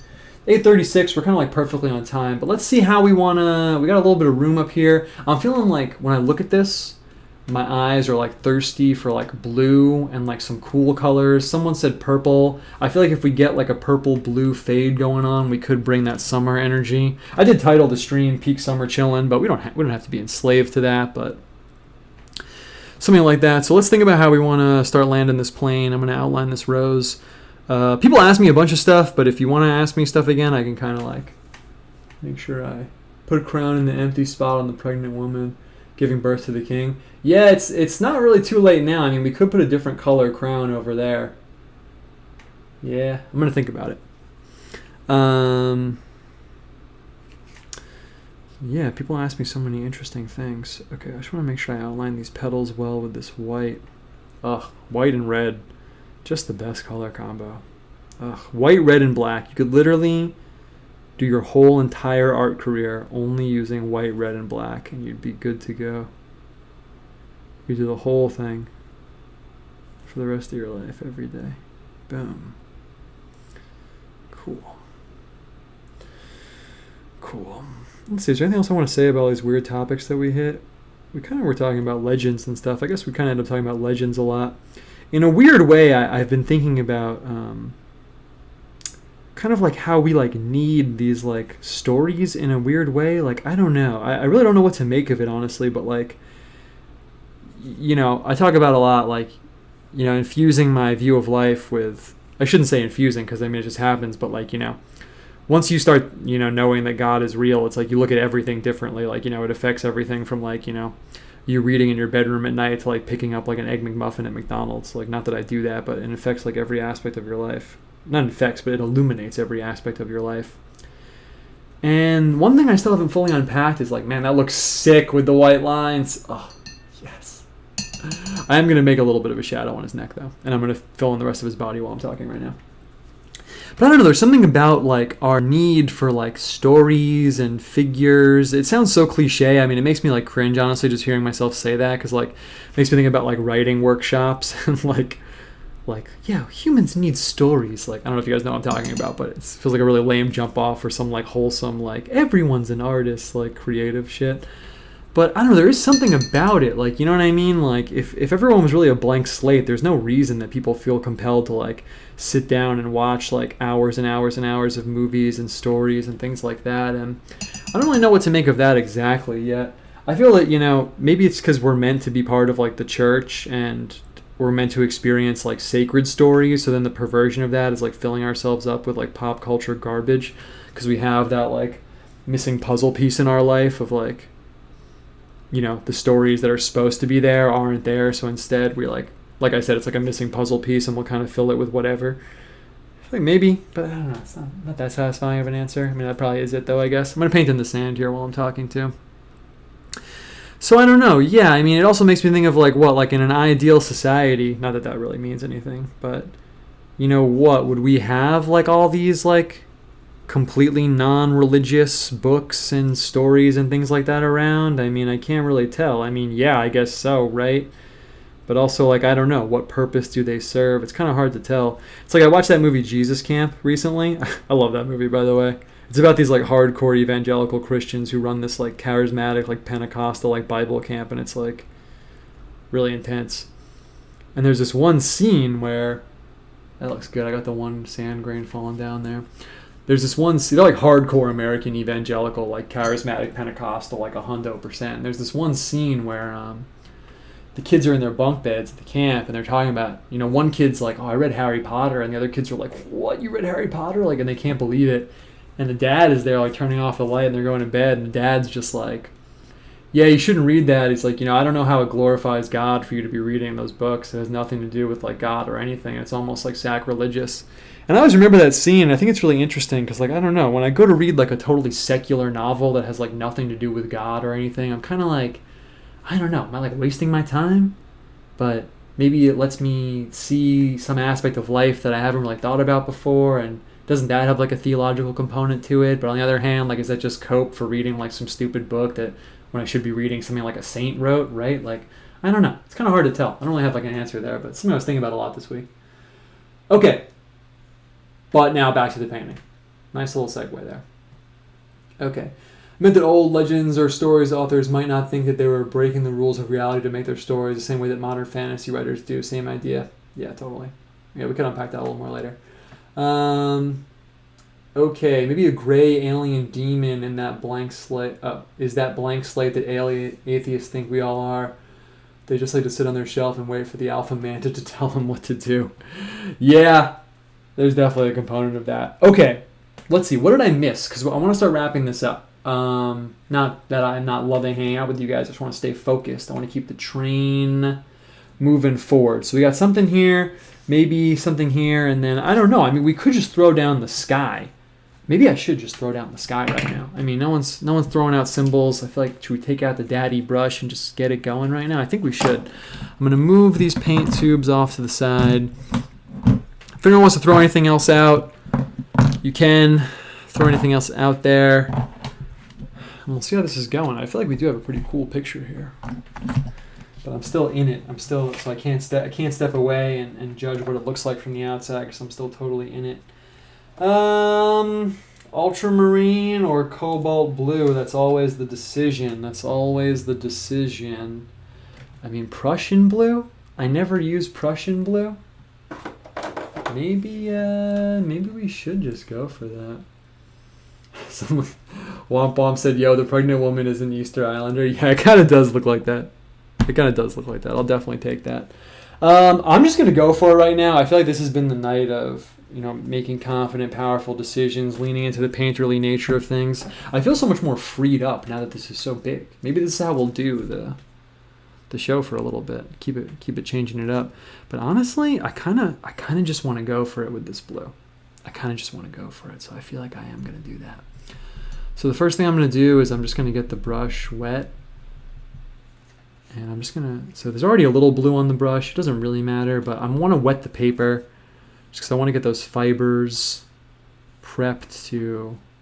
And you can see, actually, it's a little dangerous because there is a little bit of pigment in this brush. Since it is so absorbent, it never really fully releases all the pigment.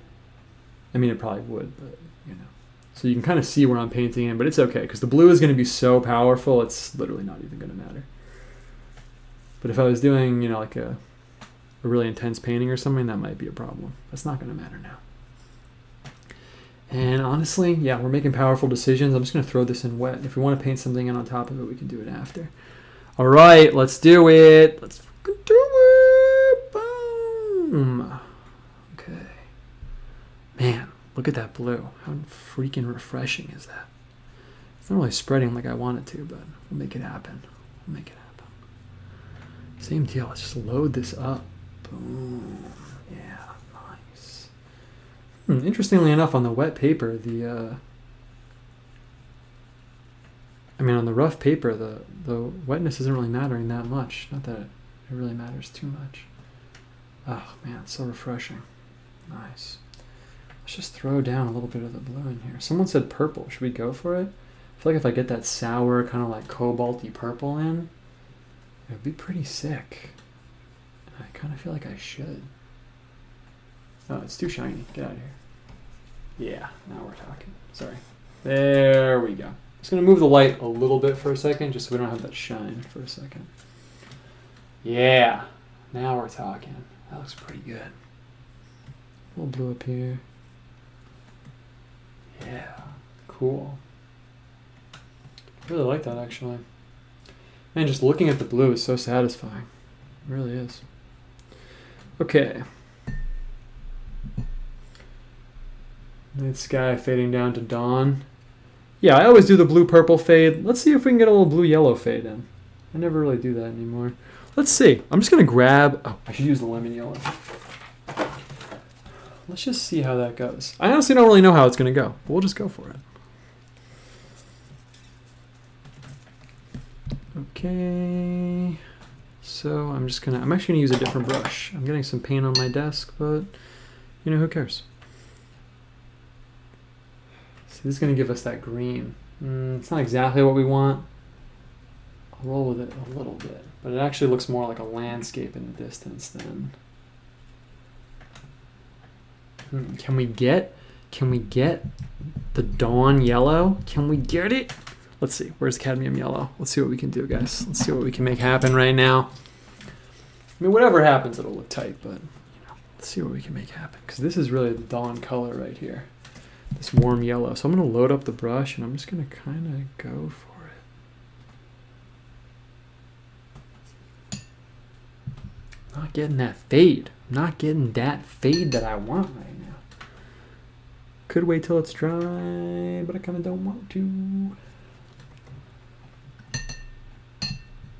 Nice. Well, it looks tight either way. I'm getting a good look, but it's not the look that I'm imagining. It is a good look though, but it's not the look that I'm imagining. Let's see. I mean, what should I get the orange? Let's just keep going. Let's keep going. Let's see. I'm gonna put the orange in. Maybe the orange will give us that sunrise. Let's see. Let's see. Is your heart pounding? Is your heart racing? You don't know what's gonna happen. I don't know what's gonna happen.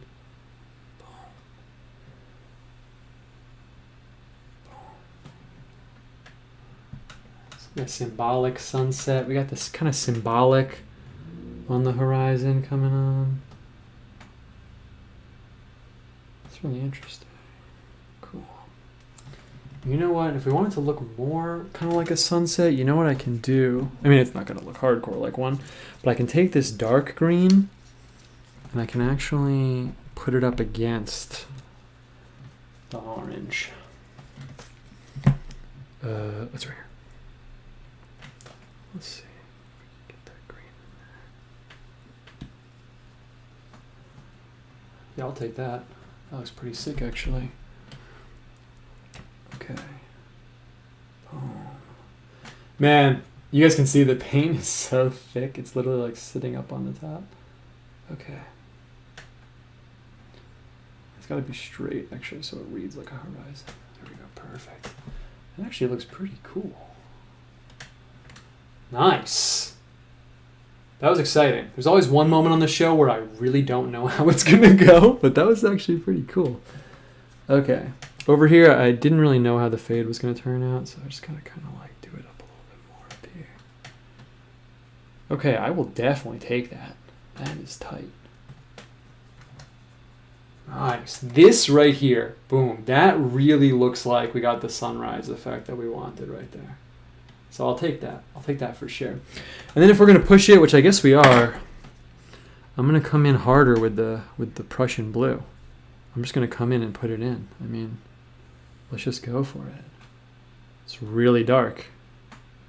But you know what? Maybe that's what needs to happen right now. Let's just go for it. That's what's happening in the picture. That's what we're going to make happen.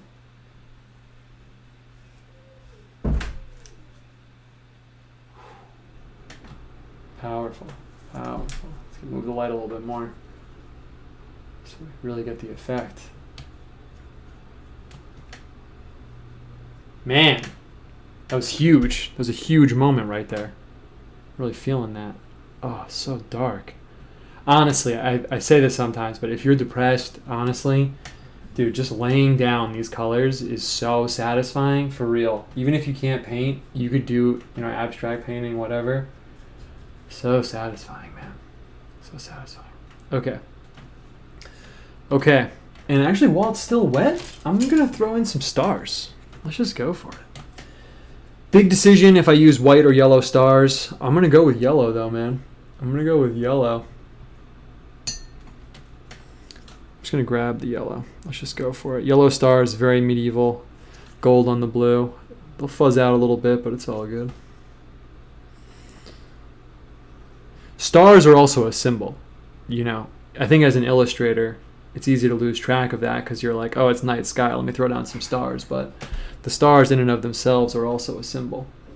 Oh, and this little effect that I'm doing would be perfect for fireflies. I'm going to throw down some fireflies down on the bottom too. We talked about that a long time ago.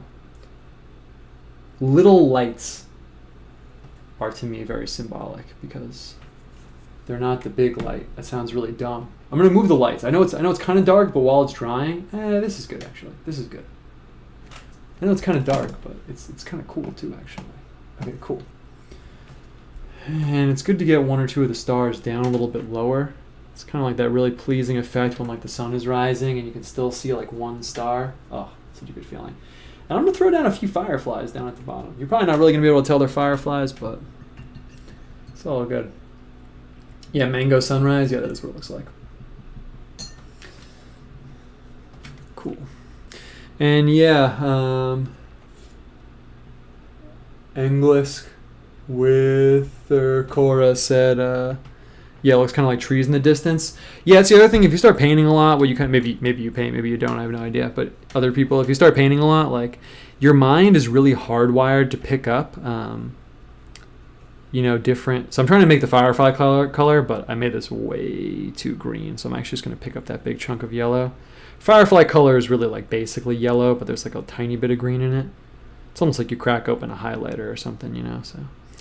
But yeah, your mind's really hardwired to pick up on colors and stuff like that, Even if you needed glasses and you took them off, You can imagine this if your eyesight was totally shit, Like mine. Okay, I'm going to throw in a little bit of these fireflies. They're not really bright enough. Let's get some white. That's perfect. We need white. Yeah, perfect. There we go. That's firefly color for now. Yeah, even if your eyes were like totally horrible and you couldn't see anything, you could look outside and tell, what time of day it is, the horizon and stuff like that. Your eyes and your eyesight are really wired to pick up a lot more information than you think. So you can utilize that as a painter, If I take like a fat stroke of like super bright blue and lay it down on an icy blue, it'll look like a winter landscape. You don't have to do anything. And then you put like one vertical brown line, then it looks like a tree, and then all of a sudden the viewer is like reading a lot into it. Man, it looks sick. I'm really stoked about how that looks right now. Nice. Very cool. Very cool. Okay, I feel like we're in like wrapping it up territory. Oh wait, we gotta put something else in this woman's stomach over here. Someone, I think it was Peter, said put a crown in there. I am kind of feeling that, honestly. We could have two crowns in one picture. People always think, that's another thing. People always, I say people, when I say like people think, it's just kind of what I picked up on. I used to like kind of instruct some people doing art stuff, and I've been around artists a lot and stuff, and really I'm probably just talking about myself because I only know what I think about things, but you always think like, oh, I use this thing, like maybe you're writing or doing art, like, oh, I use this symbol already, or I use this musical phrase already, or I use this thing already, but like, repetition isn't like a bad thing. In fact, repetition is often how like the viewer or reader starts to understand like the overall context anyway and gets kind of like comfortable within something. So it's not like if you use something one time, you can like never use it again. Speaking of using something one time and never using it again, where's my Viridian green? Oh, it's right here. Pregnant woman looks kind of like Pachamama. Combined with the Western monk, it looks almost like Auntie. Yeah, true. They are kind of playing off each other. Yeah, it's true. Well, yeah, when we do this, it kind of ends up being a little bit of like a Rorschach test. So you kind of like bring your own like symbolic context to it. But yeah, I think the red kind of like wood color does it too. Although personally, I wouldn't have thought of that. But yeah, it does kind of look like that. I'm just going to lay down a kind of green stripe at the bottom. Not too thick, but I just want to... Boom. Perfect. Perfect. Just a little hint of ground. Not like it is ground, but like a hint of it. Yeah, that's perfect. Perfect. I'm feeling this one. Cool. I'm going to stand up so I can just look at it for a second. Oh. Cool. Oh yeah, wait, we got to put something in her stomach. I'm going to throw a crown in there. Wasn't going to do it, but I'm not in charge. I submit entirely to the suggestions of the audience. And I think it's a good idea anyway. I guess I'm kind of like the curator, I guess you could say. Where are my brushes? Oh, right here. For this one though, what I'm gonna do, and this'll definitely like finish up the picture. I mean, if we really push for it, we can put in something else. But I think what will kind of marry it all together, I'm gonna take this dark color and put it in her stomach. When it dries, I'll paint in a little crown, and then that's probably how we'll wrap this up. Oh, word, I got a super chat from Spiced. Hey, I think I recognize your name and avatar from Instagram. As weird as that is. I only follow a few people on there. Word up. Thank you. I humbly accept your super chat. The studio accepts your super chat. Thank you. Oh, and I should read your message. It says God is good. Fact check. True. Fact check. True. I don't know if it was you, actually. I don't know if it was you, but I feel like I recognize your avatar, but maybe not. I could be wrong. But someone on Instagram, I think it was you. One time, I never go on Instagram, just for the record. I'm like shouting it out, but I go there to post my art, and then I guess I happen to follow a few people that follow me. So sometimes I look at it, but honestly, I usually don't. But one time I saw a meme on there that was like, it was like this disappointed guy looking down from like the sun or something, and it was like, all the saints in heaven who got martyred for the faith looking at you, talking about how hard it is not to jerk off. And they're like looking with this disappointed look. And it's so stupid and crass. But I actually do think about that sometimes, honestly. That meme like really made an impact on me.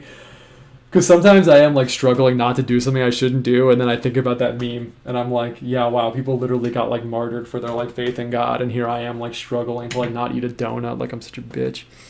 Okay. So I'm going to throw down a crown. I actually don't struggle to not eat donuts. Not eating shitty food is like easy for me because I have health problems that make it so I shouldn't eat it. So I struggle with other things. But that meme was really funny, man. Okay, I'm gonna throw down this crown right now. I'm gonna let it dry a little bit because otherwise it's gonna be green. Otherwise, though, I'm looking around, man. I think we're good. I mean, we could pack more in here, but I feel like it's pretty solid right now. So I'm going to paint in this crown. If anyone wants to ask me anything else, they can. And then we'll kind of do a little recap. Here, whenever I finish the show, I always want to do a recap, but then I don't because it's like you were just watching it. But here I think it's kind of interesting because, this kind of like came together. So it is interesting to see kind of like the symbolic meanings that emerged from this process. So I'm just going to paint this in. And I'm going to do it even though it's wet right now just because I'm cool with it. Cool. Boom. Okay. Get this in here. Cool. It's actually not very bright. So I wonder if people can even see it. Boom. It's cool however it comes out. If you can't really tell it's a crown, it's okay. If you can, it's better. Cool. And I guess I will color. Actually, I'm not going to color it in. I like it being just an outline. And I like that it's even a little painterly ambiguous. With some lights going on again because it's not too shiny anymore. Okay, nice. This is great. Peter M said, what's the largest size your fancy printer can produce? 13 by 19, bro. Huge. Freaking huge. I'd grab a print off the wall, to be honest with you, but They're all like people's wedding pictures I've drawn, so I can't grab one. But big, man, 13 by 19. So it's over. What is this? What is this? This is like 12 by 18. Let's see. It's big. It's like a little bit over a foot by a little bit over a foot and a half, as if you needed me to tell you that. And I frame them up in these frames over here. They look sick. I don't know why you're asking me, but if you're asking me for some reason, they're some of the nicest things I send out from the studio. I'm trying to get more of it going on, but yeah, I print up these 13 by 19 prints and frame them up with the wood, and they look sick. Okay, so let's see. Ben asked, are the white areas going to be filled in? I think that would look nice. Yeah, honestly, I could do it. I could kind of come in and like tease it out a little bit, but I'm really feeling how it is right now because we landed at this spot where it's like super painterly, and since we have been kind of like caged in style-wise on the show, I feel like I've been very like, oh, let me make sure every little piece is perfect. I kind of wanted to go like bold, I guess you could say, so I'm going to leave it actually. Just because I kind of like how it looks. I mean, yeah, it would be kind of dope if I came in and maybe teased out these colors a little bit, but I kind of like the graphic, punchy, like bold nature of it. And since that's kind of what I was going for, I'm gonna stay strong on my decision there. But yeah, actually, it would be tight. It would be tight either way. Okay, so yeah, it's about 9 o'clock. I'm going to kind of like go over this a teeny bit, and then I'll see if anyone asks me anything and wants to ask me anything like that, and then we'll wrap this up. That was super fun though. Yeah, it's pretty cool when we do this because, like I've been saying, I've said it like 10 times already, but it kind of ends up being like a little bit of like a Rorschach test, and also like based off of what we're talking about. But yeah, I feel like it's pretty dope. I mean, things that are standing out to me is like the opposition of like the wolf and the horse. For me, that kind of says like domestic animal and then not domestic animal. That's kind of like predator. Horse isn't really prey, but it's not a predator. Different colors kind of offset each other. I really like the pregnant woman and the rose-headed guy. It kind of makes me think of like fecundness, fertility. I feel like fertility is a female trait, so I like the word fecund instead. But, pregnant woman is obviously like fertile, but I feel like the fact that this guy's head is a rose kind of implies like an intellectual fertility when opposed with like the literal female fertility. And I guess we kind of gave him monk's robes. It kind of looks like a hoodie. I kind of left it ambiguous for a reason, but we called it monk's robes, and he's holding the clock, which is like time. So it's kind of interesting, kind of like male, female fertility. A monk is like spiritually and intellectually fertile, whereas a woman, especially a pregnant woman, is like literally like materially fertile. So it's kind of what that opposition there makes me think of. The smoke for me is always like extremely ephemerality, hyper ephemeralness. It's there, but it's not. You can see through it. It's gone in a second. And then it's opposed with like the goblet. I mean, I guess the two juxtaposed makes me think of like eternalness and like the blood in the goblet. It's wine, but it looks like blood. It's kind of like this moment of like eternity intersecting with temporality, that being like the incarnation and the passion, where like eternity and temporality intersect. And we got the sword, which kind of goes with like the blood a little bit. I guess you could read into it symbolically, but I really just like the visual of the salamander and the bee with the alpha and omega. That's tight. I'm probably going to use this for something. Terrestrial, flying creature, kind of like weird, gooey, not gooey, reptile, insect. But the terrestrial flying opposition is like a hot way to do symbolism. Then we got the egg and the spider at the bottom. So yeah, man, I feel like this looks sick, honestly. That was really, really fun. That was really, really, really fun. Dude, the 2 hours just goes by in like a second. I mean, hopefully it feels that way for you, but for me, it definitely does. So let's see. I'll see what people have in the chat, and then we'll wrap this up, man. Dang, I leave for 20 minutes, and it's a freaking masterpiece. Thank you, Drew. That's tight. I'm glad you feel that way. Gonna re-up since you said to. Any recommendations for starter sets of paint and types of paints? Yeah, hit me up on Twitter and I'll give you the real advice. On the second episode, I go through materials, but long story short, I recommend getting gouache because it's the nicest learning curve. With acrylic paints, it dries in like 2 seconds, and I think it is really frustrating for a beginner. With oil paints, it's way too much for you to learn on your own in your bedroom unless you have a ton of money and are willing to just aggressively mess it up all the time, honestly. And then you need like paint thinner. Do you know how to use that with the paint? Probably not, and you're trying to figure it out. So I think gouache is a really good way to go, and watercolors and stuff. If you hit me up, we can talk about like a set, but normally a starter set of colors from wherever you're trying to land on the price spectrum is good. But I think gouache is the way to go. I think it's the most forgiving. If you leave your brushes out, it's not going to fuck them up. Basically gouache for a variety of reasons. But particular set, not really. You can hit me up. It depends on how much money you're trying to spend. What would you think of doing an esoteric world map with like cryptids related to various places, put in a holy sites like an old atlas?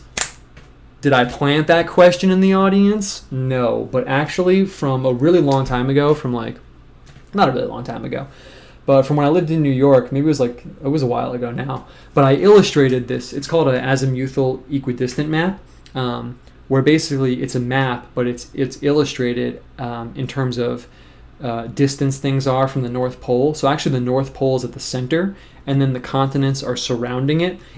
People now use it as a flat Earth map if you're like a flat Earth conspiracy person. I don't subscribe to like the flat Earth model, just for the record, necessarily.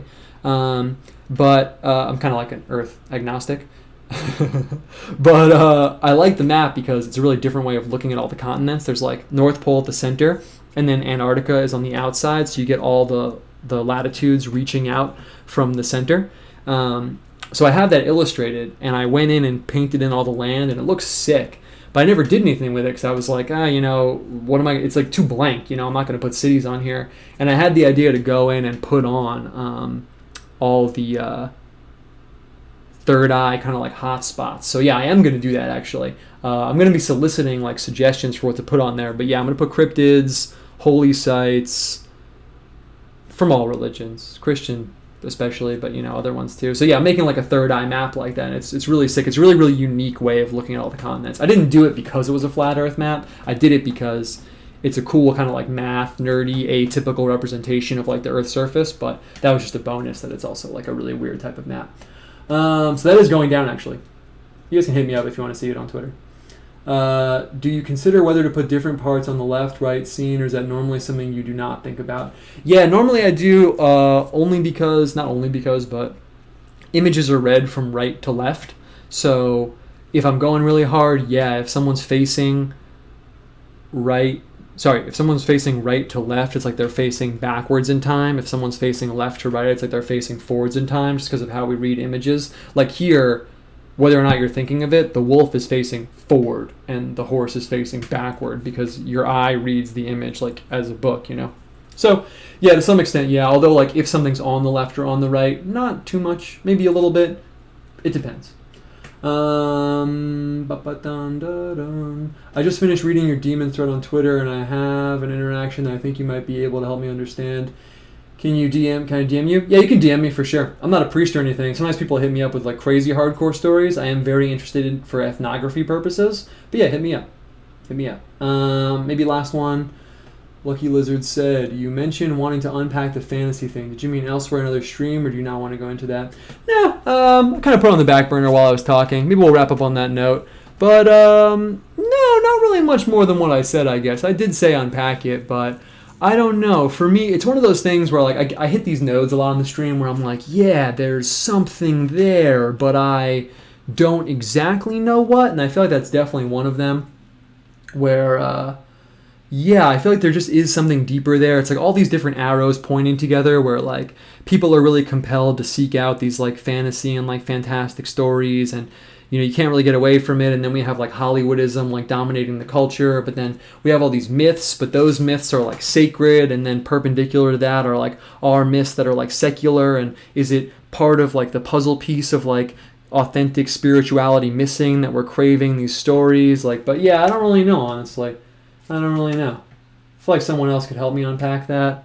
It's something I've been thinking about a lot, because when I reflect back on my own life and like look at other people I know my age, it's like, yeah, like you have this puzzle piece of you that's missing, that's like craving, like, little kids especially, like, they love like tales and stories and, dressing up as knights, slaying dragons, or, whatever it is. You can give them a video game and they'll like crack out on those characters. Like, I don't know, I guess it has to do with like us longing. This is a really good note to end the stream on. That's why I'm kind of like rambling, but we'll kind of end it on this note maybe. But we'll end it on this note and the last question Isidore asked me, and then we'll wrap it up because they're gonna go together. Yeah, I guess it's part of what I always talk about, where like we have this innate desire to express these like unseen aspects of our life in terms of visual representations, and I think that is intuitively manifest did, even by people doing like cosplay, going to like Ren fairs, or that's not cool anymore, but going to like anime fairs dressed up as some girl with like a giant hammer. Like, I think that something about us intuitively knows that there's all these weird kind of amorphous things floating around our brain and spiritual life, and we want to see them and like touch them. So I think that's part of why we gravitate towards those like fantasy stories and things like that. It's not really something I fully explore, but that perfectly dovetails with the last question, which is, would still like to hear your take on modern things as symbols, technology, machines, modern food, modern types of buildings? So yeah, for that reason, personally, I don't really draw like a hard line in terms of like, a CD or a donut somehow has less like symbolic value than, you know, something ancient like I don't know, like a freaking tiger or something. I mean, in a way it does, because there's more energy like and momentum kind of built up behind it and more like cultural context. But to be honest with you, I mean, that's a big part of like what I'm trying to explore with like this new comic I'm doing, but also like me just posting random stuff on Twitter and things like that. Like, yeah, I feel like because we have this innate need to express the unseen aspects of our life in terms of the physical things around us, that, yeah, I mean, like, is a Walkman or like a CD or like an iPhone less symbolic in someone's life than like a lute?